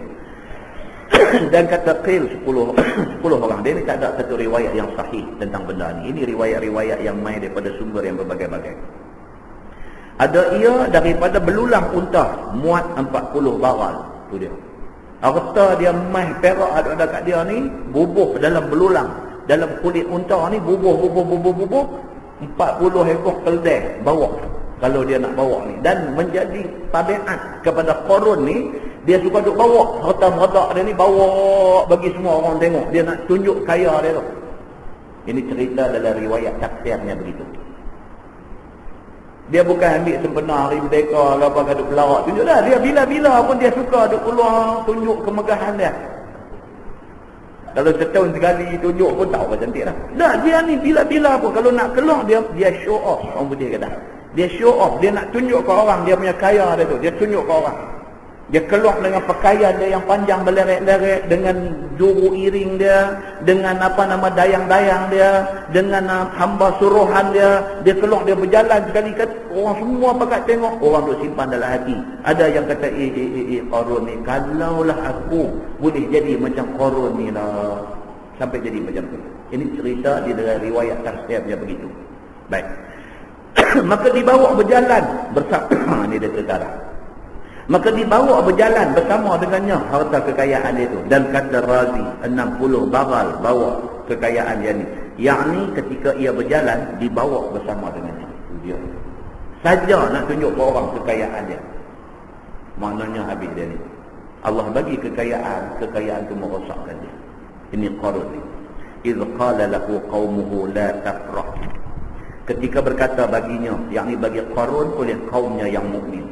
Sebahagian daripada kaum dia yang beriman kepada Allah, bila duk tengok dia duk menunjuk macam tu, mereka cuba pergi slow talk dengan dia, cuba pergi cakap baik-baik dengan dia.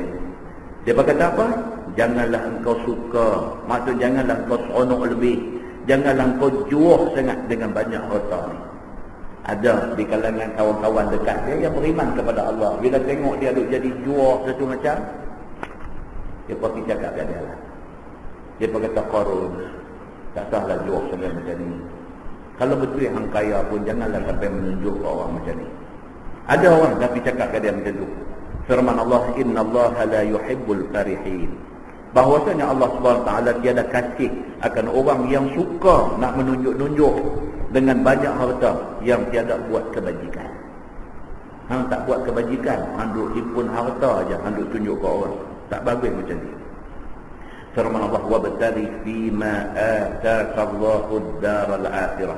Dan tuntutlah olehmu pada barang yang beri akan dikau oleh Allah itu akan negeri akhirat, yakni dengan belanja pada taat Allah. Quran kata apa? Kalau Allah bagi dekat siapa-siapa pun kelebihan, ada sikit lebih, guna untuk akhirat. Guna untuk akhirat. Nabi SAW pernah satu hari Nabi memerintahkan supaya disembelih korban. Bila sembelih, sahabat sembelih, adalah sahabat ni, bahagian ni bagi kau ni, bahagian ni bagi kau ni, bahagian ni bagi kau ni. Kemudian Nabi tanya sahabat ni, Nabi tanya, apa yang tinggal untuk kamu? Apa yang tinggal untuk kamu? Dia jawab dekat Nabi, dia kata tinggal kaki aja sebelah. Nabi kata, dah, yang tinggal untuk kamu semua kecuali kaki. Dah, yang tinggal kaki aja, dia kata. Hak lain dia dah bagi-bagi dekat orang-orang susah. Hak tinggal kaki aja. Nabi kata, dah, hak tinggal tu semua kecuali kaki. Apa maksud dia? Maksudnya hak hidup sedekah ke orang, hak tu yang kekal tinggal dekat kamu di akhirat. Hak kamu simpan tu, hak tu tak dapat pahala apa. Oh, rupanya dia bacaan dia lain. Bacaan dia lain. Rupanya hak kita bagi ke orang tu, hak tu tinggal kat kita. Maksudnya pahala tu ada kat kita. Hak kita simpan tu tak ada pahala. Tu dia Nabi ajak sahabat dia begitu. Qarun ni duk tunjuk harta banyak. Harta banyak tu semua bukan hak dia. Hak dia, hak mana hak dia sedekah ke orang. Hak tu aja pahala untuk dia. Oh, dia jadi begitu. Wala tansa nasibaka minad dunya. Dan Tuhan kata jangan kau lupa bahagian engkau di atas dunia. Sedekah-sedekah tu jangan sampai habis, mereka tak ada apa kat kita. Bahagian kita atas dunia kena ada. Bahawa engkau kerja untuk kebajikan bagi akhirat. Cuma apapun, kita buat apapun untuk bekal kita akhirat. Apapun untuk bekal akhirat. Wa ahsin kama ahsanallahu ilaik. Allah kata, dan berbuat baiklah olehmu kepada manusia. Sama ada dengan sedekah jalan agama, seperti barang yang berbuat baik Allah kepada kamu dengan beri harta yang banyak. Dengan apa yang Tuhan bagi kat kita, kita bagi ke orang. Kita berbuat baik kepada orang. Firman Allah, wala tabghil fasada fil ardi. Dan jangan engkau tuntut buat fasid, buat binasa di dalam bumi dengan kerja maksiat dan menegah daripada keluar zakat. Itu dia. Atas dunia maksiat jangan buat. Zakat kalau wajib keluar, kena keluar. Firman Allah, innallaha la yuhibbul mufsidin. Bahwasanya Allah tidak kasih orang yang suka buat fasid, suka buat rosak. Siksa Allah akan mereka itu. Firman Allah, qala innama utituhu ala ilmin indi. Ni Qarun dah mula nak jual. Qarun dah mula nak cakap besar. Kata Qarun, hanya yang diberi akan daku harta itu atas ilmu pada sisian. Qarun kata apa? Dia kata ni hak aku duk boleh lah ni, hak aku duk jadi kaya lah ni kerana aku pandai. Dia kata. Dia dah mula dah cakap begitu. Dia tak nampak dah kata Tuhan bagi kat dia. Dia duk nampak kata aku jadi legula ni pasal aku pandai.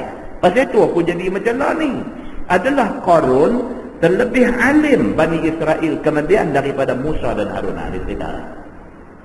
Tiga ni menonjol. Nabi Musa, Nabi Harun dengan Qarun. Mereka ni memang orang cerdik di kalangan Bani Israel. Kata ulama, ia ketahui ilmu kimia. Dia kata. Dia kata, ia yakni Qarun tu katanya ketahui ilmu kimia. Ilmu untuk perbuat emas perak daripada tembaga dan timah. Kononnya di antara punca dia jadi kaya ni apa dia? Daripada sumber awal ni tembaga, timah, dia buat macam mana ke proses jadi emas zulian. Kan? Dia jadi emas. Ya Allah, kaya. Kaya sampai boleh pakai Mercedes. Yang kata Qarun ni boleh jadi sampai macam tu. Dia kata ajak akan dia oleh Musa.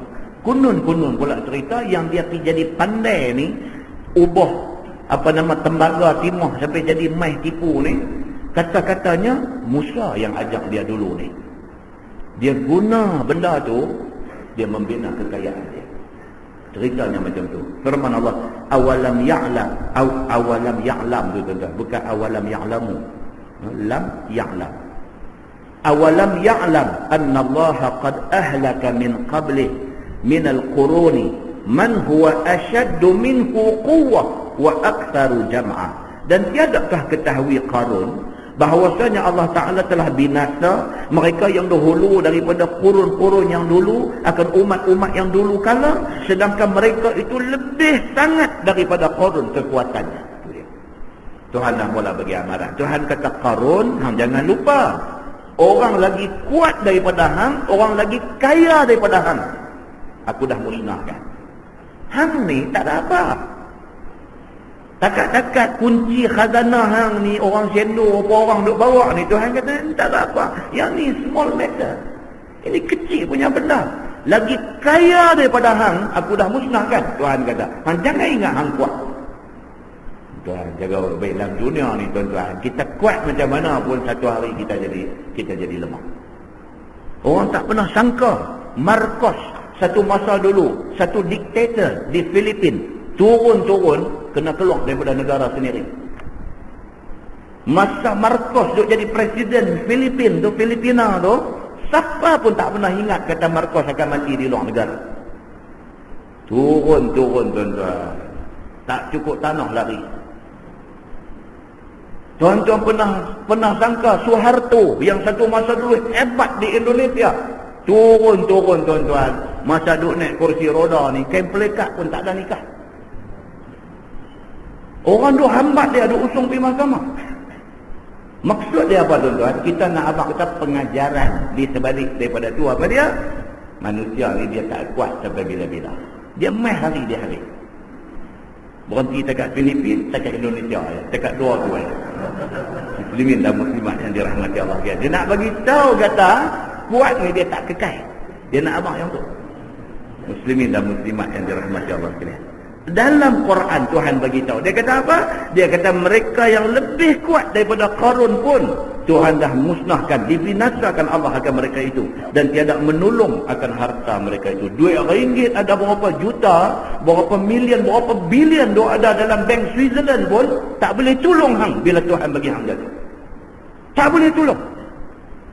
Kita nak tengok ni, tak lagi apa jadi dekat Qarun ni. Apa jadi kat dia ni, duk belarak, duk tunjuk kebesaran, kehebatan, kekayaan ni, apa nak jadi kat dia? Firman Allah, wala yus'alu an dzunubihimul mujrimun. Dan tiada perlu disoal segala orang kafir daripada segala dosa mereka itu. Hanya dimasuk mereka itu ke dalam neraka dengan tiada soal, kerana diketahui Allah dengan kufur mereka itu. Dia nak abang apa? Dia kata Allah, kalau dia ada bubuh orang tu masuk dalam neraka, siapa pun tak boleh nak question, siapa pun tak boleh nak tanya Tuhan pasal apa boh dia ni dalam neraka. Tak ada hak pun untuk nak tanya Tuhan. Itu dia. Firman Allah, fa kharaja ala qaumihi fi zinati. Maka keluarlah Qarun pada satu hari atas kaumnya, pada perhiasannya, kebesarannya dan kekayaannya, dengan orang-orang yang ikutnya, dengan berkenaikan kenderaannya, dengan pakaian yang beremas dan bersutera, atas kuda dan atas baral.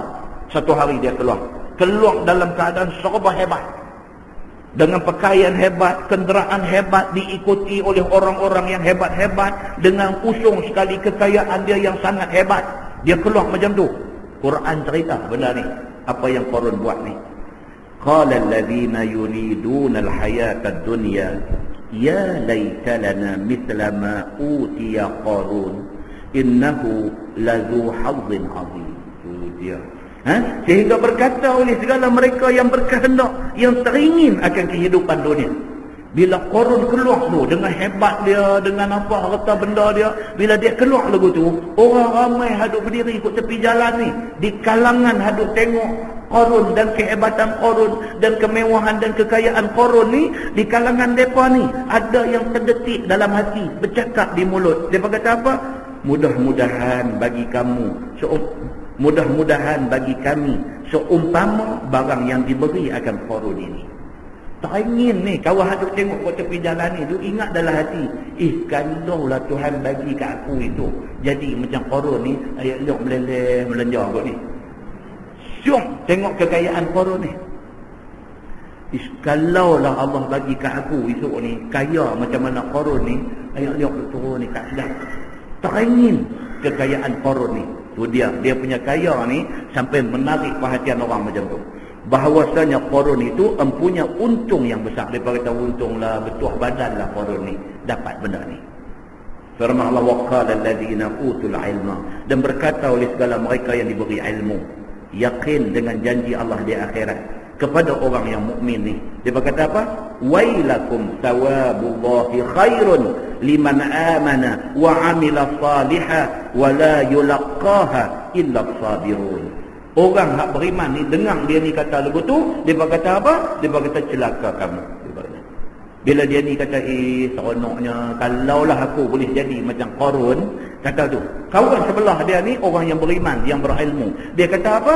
Dia kata wailakum. Dia kata celaka hampa, dia kata. Jangan cita-cita begitu, dia kata. Pahala Allah dan syurga Allah tu lebih baik bagi mereka yang beriman dan beramal dengan amalan yang soleh. Dia ni kata celaka hang, kalau hang duk syok nak jadi macam Qarun, hang celaka. Lebih baiklah kita jadi orang yang beriman, yang beramal soleh. Itu lebih baik daripada pergi jadi macam Qarun. Ada kata begitu. Dan tiada bertemu akan dia syurga itu melainkan segala orang yang soleh. Dia kata kalau hang buat amal soleh, hang jumpa syurga. Kalau hang kaya saja, hang tak buat amal soleh, hang tak jumpa syurga. Kawan ni kata dekat dia ni, firman Allah. Dia main lah. Apa dia? Dia kata fakhasafna bihi wa bidarihil arda fama kana lahu min fi'atin yansurunahu min dunillah ma kana minal muntasirin. Maka kami, yakni Allah, masuk dengan Qarun dan dengan rumahnya sekali akan bumi. Itu dia, sampailah masa. Tuhan kata apa? Maka sampai masa aku tenggelamkan Qarun dengan rumah dia, dengan kekayaan dia, dengan segala benda yang dia miliki. Aku tenggelamkan dia dalam bumi. Aku suruh bumi telan dia masuk dalam perut bumi. Maka tiada ada baginya, yakni bagi Qarun itu, daripada jamaah, daripada siapa-siapa yang boleh tolong mereka itu akan dia daripada lain Allah Subhanahu wa ta'ala. Tuhan kata, bila aku ambil tindakan, tak ada siapa boleh tahan Qarun daripada kena telan bumi. Dan tiadalah Qarun itu daripada orang yang dapat pertolongan. Siapa pun tak boleh tolong dia, RM2 dia pun tak boleh tolong dia. Dia mati dalam keadaan yang hina-dina macam tu. Maka ia turun ke dalam bumi tiap-tiap hari satu perdirian. Ini dalam riwayat. Sampai lah ni Qarun ni dia duduk tenggelam dalam perut bumi ni sehari satu perdirian. Kalau dia tinggi 5 kaki, tenggelam sehari 5 kaki. Sehari 5 kaki. Sehari 5 kaki. Lagi tak mai kiamat, lagi tu dia duduk pergi. Kata riwayatnya begitu. Baik. Apabila sampai bumi yang ketujuh, maka ditiup Israfil sangkakala. Dia duduk jalan tu kuno-kunonya. Bila sampai dia betul-betul di dasar perut bumi tu, elok-elok itulah time nak berlaku kiamat. Maka malaikat Israfil meniup sangkakala. Kata riwayatnya begitu. Kata Ibnu Abbas, tak kala turun hukum zakat ke atas Nabi Musa. Maka suruh ia akan Qarun tiap-tiap 1000 satu pada segala jenis hartanya. Zaman Nabi Musa dulu pun dah mai dah perintah suruh keluar zakat. Bila mai perintah tu, Nabi Musa pergi jumpa Qarun sepupu dia. Dia kata Tuhan perintahkan setiap benda yang hang miliki, bila cukup 1000 satu untuk zakat. Zakat zaman dulu 1000. Kalau hang ada kambing 1000 ekor, satu zakat.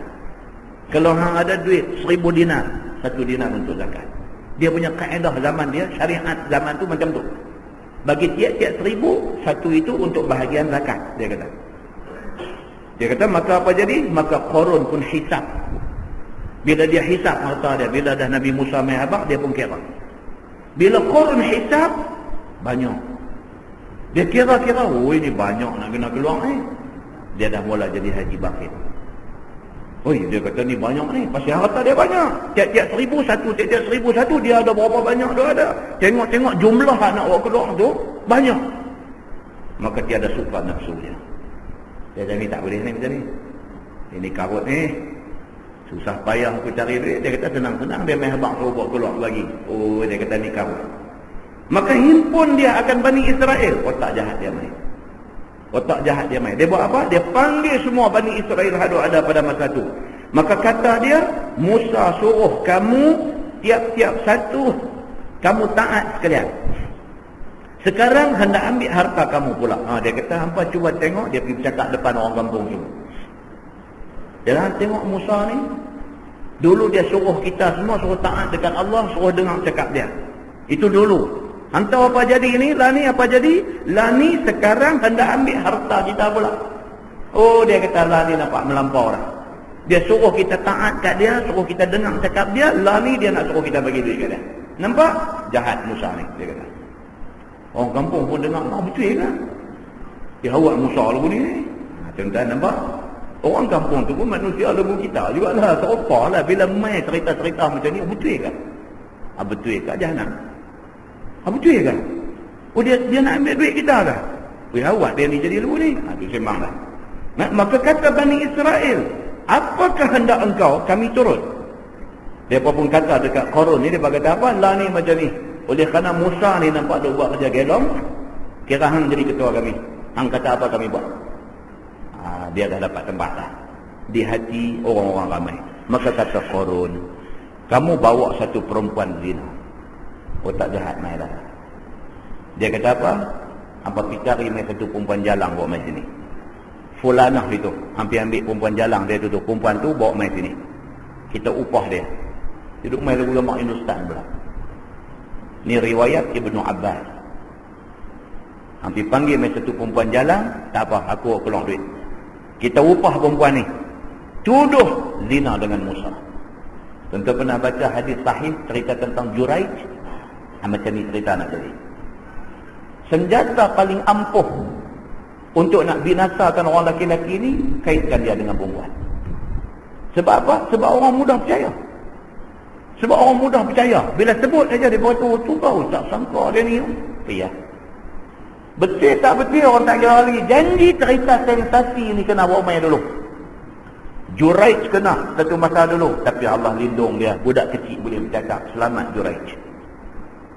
Rupa-rupanya Nabi Musa alaihi salam pun salah seorang yang nak terkena dengan perangkap yang macam ni.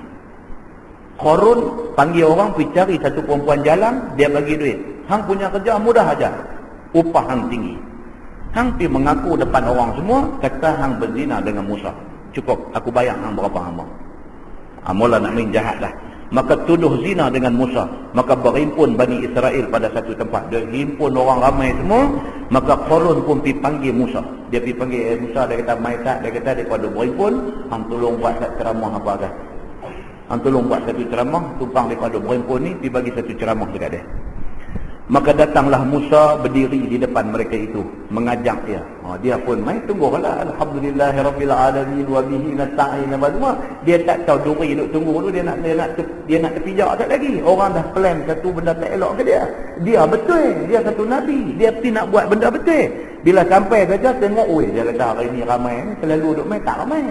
Awak hari ni ramai, alhamdulillah. Dia pun mengajak. Maka kata ia, barang siapa mencuri, kami kerat tangannya.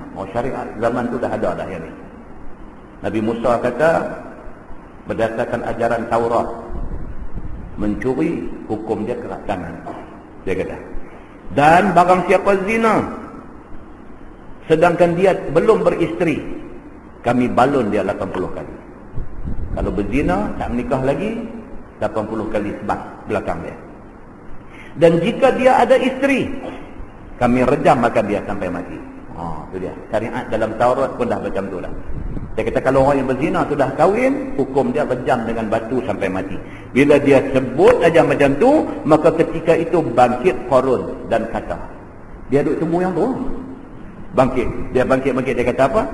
Dan kalau engkau, tengah kau ni duduk cakap ni, dia celah masuk. Qarun ni. Dia kata apa? Musa. Dia kata kalau hang sendiri berzina macam mana? Nampak? Orang tu ada ramai di depan ni. Memang dia plan nak bagi jatuh di depan orang. Jahatnya sampai macam tu.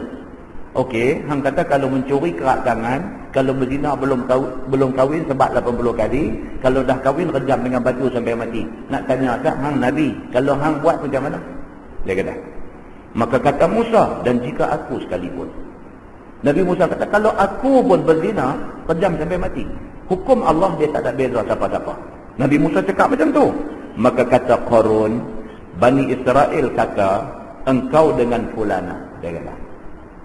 Dia kata aku dapat maklumat kata hang berzina dengan satu perempuan ni. Lah hang nak kata apa? Dia kata dekat Nabi Musa macam tu. Maka kata Nabi Musa, panggil. Nabi Musa kata, kalau betul aku berzina dengan perempuan mana yang hang sebut ni, pergi panggil perempuan tu mai. Maka tak kala datang perempuan itu, maka kata Nabi Musa, ya fulana, demi Tuhan yang buka laut bagi Bani Israel, dan demi Tuhan yang karamkan Fir'aun, dan demi Tuhan yang turunkan Taurat kepada kita semua, engkau cakap yang benar. Bila Nabi bercakap macam tu, Nabi Musa ni satu Nabi, bila satu Nabi bercakap depan perempuan jalang macam tu, takut dia. Dia terus pegang dalam tafsir Ibnu Katsir, hadis Ibnu Abbas ni dia sikit lagi dia tambah apa dia? Dia kata Nabi Musa sembahyang sunat 2 rakaat dulu.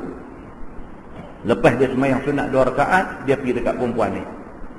Dia sampai depan perempuan ni, dia tanya soalan-soalan macam ni.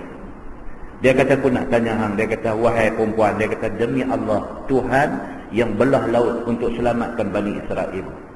Demi Allah Tuhan yang mengkaramkan Fir'aun dan bala tentera dia. Dia kata demi Allah Tuhan yang menurunkan kitab Taurat ni, hang cakap yang benar. Dia kata hang cakap yang benar punya.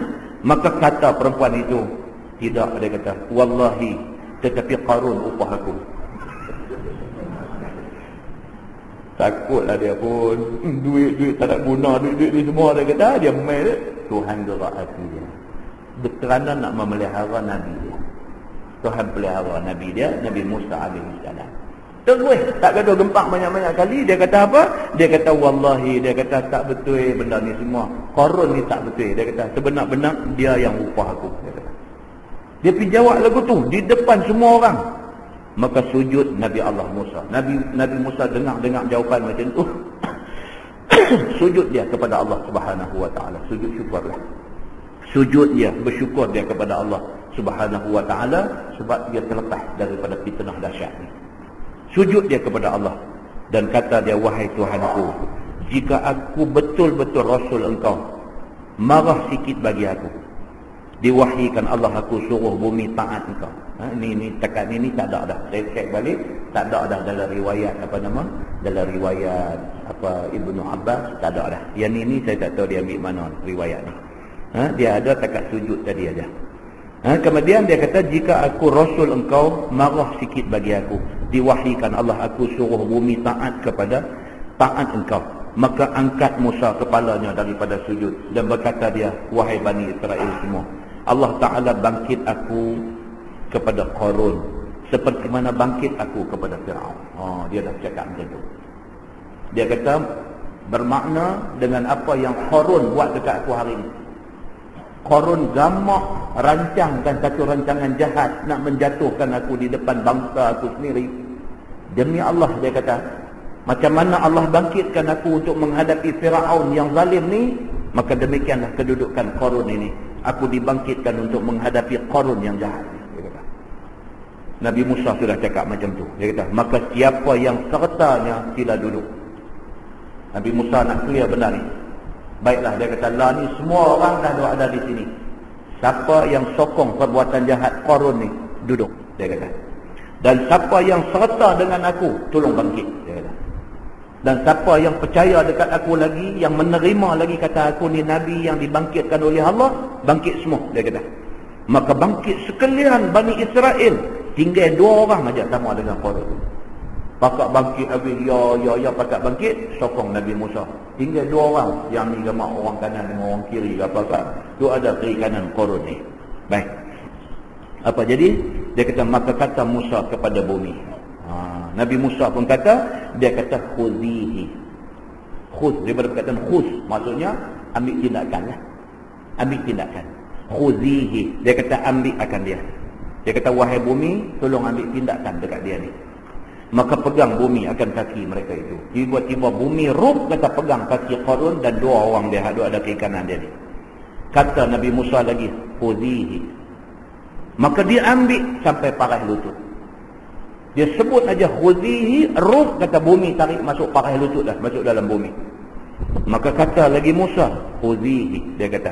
Maka dia ambil akan dia sampai paras pinggang. Tarik lagi sampai paras pinggang, dia kata. Kemudian dia ambil lagi sampai paras leher. Dan segala sahabat Musa minta ampun kepada Musa. Sebahagian daripada ada ni, apa nama ni, sahabat-sahabat Nabi Musa ada ni tak sampai hati duk tengok Qarun duk kena macam tu. Sebahagian daripada mereka ni mai dekat Nabi Musa. Mereka kata, wahai Musa, cukuplah. Mereka kata, cukuplah, tak mau tengok dah terusnya apa nak jadi dekat Qarun ni. Cukuplah, daripada jatuh kesian dekat dia. Dan Qarun pun minta tolong kepada Musa dan minta ampun. Qarun ni pun dah duk pakai leher. Dah tenggelam pakai leher lah. Dia kata dekat Nabi Musa, dia kata, Musa, aku minta ampun lah kalau aku buat silap, kalau apa-apa semua aku minta ampun lah. Janganlah dia buat lagu ni kat aku. Maka dikata sampai 70 kali katanya, Musa tiada berpaling kerana sangat marahnya. 70 kali dia ulang, minta ampunlah Musa, minta ampunlah Musa, minta ampunlah Musa. 70 kali ulang. Nabi Musa tak berani tengok dah muka dia. Kata riwayatnya macam tu. Kerana marah dia. Kemudian kata Nabi Musa last kali, dia kata khuzihi. Maka terkatuklah bumi. Maka diwahyukan Allah pada Musa, keras sungguh hati engkau. Tuhan kata dekat Nabi Musa, kononnya saya duk cari ni tak jumpa. Dalam mana-mana riwayat tak jumpa. Katanya Allah kata dekat dia, keras sungguh hati engkau. 70 kali Qarun minta tolong, engkau tidak mau tolong. Tuhan kata dekat Nabi Musa, demi kekerasan aku, Tuhan kata, dan demi kemuliaan aku, jika Qarun minta tolong kepada aku akan tolong dia. Kononnya macam tu. Wallahu a'lam. Saya duk cari ni. Cari tadi sampai dekat nak main. Tadi kok ada sumber yang kuat boleh dipegang. Tak ada. Sampai dekat ni tak ada. Dekat tadi ni ada. Ibnu Abbas punya cerita tadi sekerat tu ada. Tapi apapun. Kalaulah riwayat ni merupakan riwayat yang dhaif. Kalaulah riwayat ini riwayat yang dhaif, kita masih lagi boleh mengambil pengajaran dari dia. Kalau riwayat ini mempunyai unsur-unsur Israiliyat, kita hanya baca dan kita tak dituntut supaya percaya. Tapi apa yang berlaku kepada Qarun di telan bumi, itu sabit daripada keterangan yang qat'i. Itu kita mesti kena percaya. Firman Allah, wa asbahal ladzina tamannaw makanahu bil amsi yaquluna wa ka'anna Allah yabsutur rizqa liman yasha'u min ibadihi wa yaqdir. Dan jadilah segala mereka yang cita-cita pada tempat Qarun petang kemarin itu. Berkata mereka itu, aku ajaib. Kerana bahawa Allah Ta'ala melapang akan rezeki bagi mereka yang dikehendaki daripada segala hambanya. Dan Allah menyempitkan atas mereka yang dikehendaki tiada melapang kerana mulia dan tiada menyempitkan kerana hina. Ini orang hak tadi ni. Bila tengok Qarun keluar dengan kekayaannya, dia rasa kagum. Dia rasa kagum dengan Qarun tu. Bila tengok pula Qarun jadi macam ni, kena tenggelam bumi dan sebagainya, dia pula kata apa? Dia kata maha suci Allah. Dia kata Allah boleh melapangkan rezeki kepada siapa yang dia nak buat, dan Allah boleh sempitkan rezeki kepada siapa yang dia nak buat. Orang tu dah kata macam tu. Tuhan nak bagi kaya kat siapa-siapa, sekelip mata dia boleh jadi kaya. Tuhan nak bagi dia jatuh miskin papa kedana, sekelip mata pun Tuhan boleh buat. Maha suci Allah, Tuhan yang boleh buat semua-semua benda ni. Firman dia, laula amanna Allahu alaina la khasafa bina. Jika tiada kurnia Allah atas kita dengan iman, nescaya memasuk Allah dengan kita ke dalam bumi. Itu dia. Depa kata nasib baiklah Allah kekalkan iman pada kita. Kalaulah Allah cabut iman daripada kita, kita hidup jadi sama dengan Qarun tadi, kita juga ditelan bumi. Dia berkata, seperti mana Qarun juga. Wa ka'annahu la yuflihul kafirun. Aku rasa ajaib, dia kata, kerana tiada dapat kemenangan segala kafir dengan nikmat Allah seperti mana Qarun. Maksudnya dia kata apa? Tak beruntunglah orang yang kufur dengan nikmat Allah seperti mana Qarun. Qarun Allah dah bagi dah nikmat cukup banyak kat dia. Dia kufur nikmat Allah. Tak beruntunglah orang yang kufur nikmat Allah Subhanahu wa taala. Nah, wallahu a'lam. Minta maaf dengan kita panjang malam ni. Kita nak habis juga cerita Qarun. Nah, macam tu. Baik, insya-Allah. Kita ada satu kuliah lagi bulan depan, insya-Allah. Panjang umur, sihat, tubuh badan, ada kelapangan masa, kita ada lagi satu kuliah. Kita sambung ayat yang berikutnya. Tilkad darul akhirah naj'aluha lil ladzina la yuriduna 'uluwan fil ardi wala fasadan wal 'aqibatu lil muttaqin.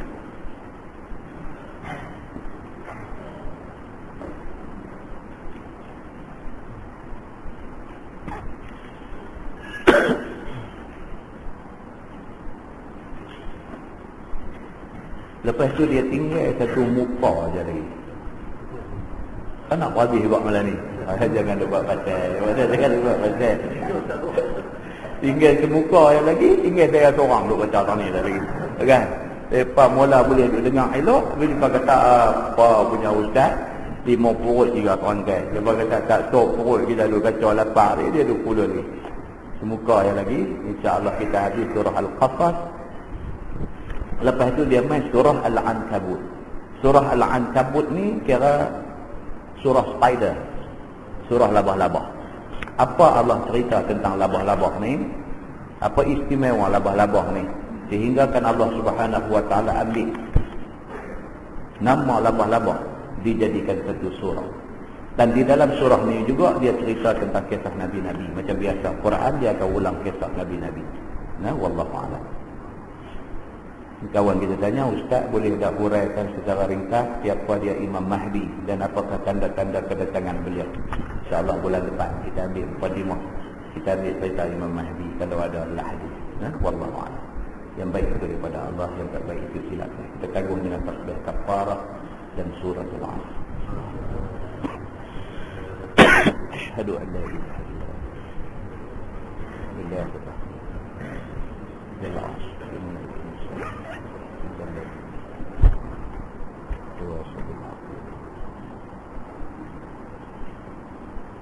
اللهم صل على محمد في الأولين والآخرين وسلم رضي الله تبارك وتعالى عن سادتنا أصحاب سيدنا رسول الله أجمعين. بسم الله الرحمن الرحيم. الحمد لله رب العالمين حمدا يوافي نعمه ويكافئ مزيده. يا ربنا لك الحمد كما ينبغي لجلال وجهك الكريم وعظيم سلطانك. رضينا بالله ربا وبالإسلام دينا وبمحمد نبيا ورسولا. اللهم افتح علينا فتوح العارفين وارزقنا فهم النبيين بجاه خاتم المرسلين. اللهم فقهنا في الدين وعلمنا التأويل واهدنا صراطك المستقيم. اللهم أرنا الحق حقا وارزقنا اتباعه وأرنا الباطل باطلا وارزقنا اجتنابه. اللهم اجعل جمعنا جمعا مرحوما وتفرقنا من بعده تفرقا معصوما. وصلى الله على محمد وعلى آله وصحبه وسلم والحمد لله رب العالمين. السلام عليكم.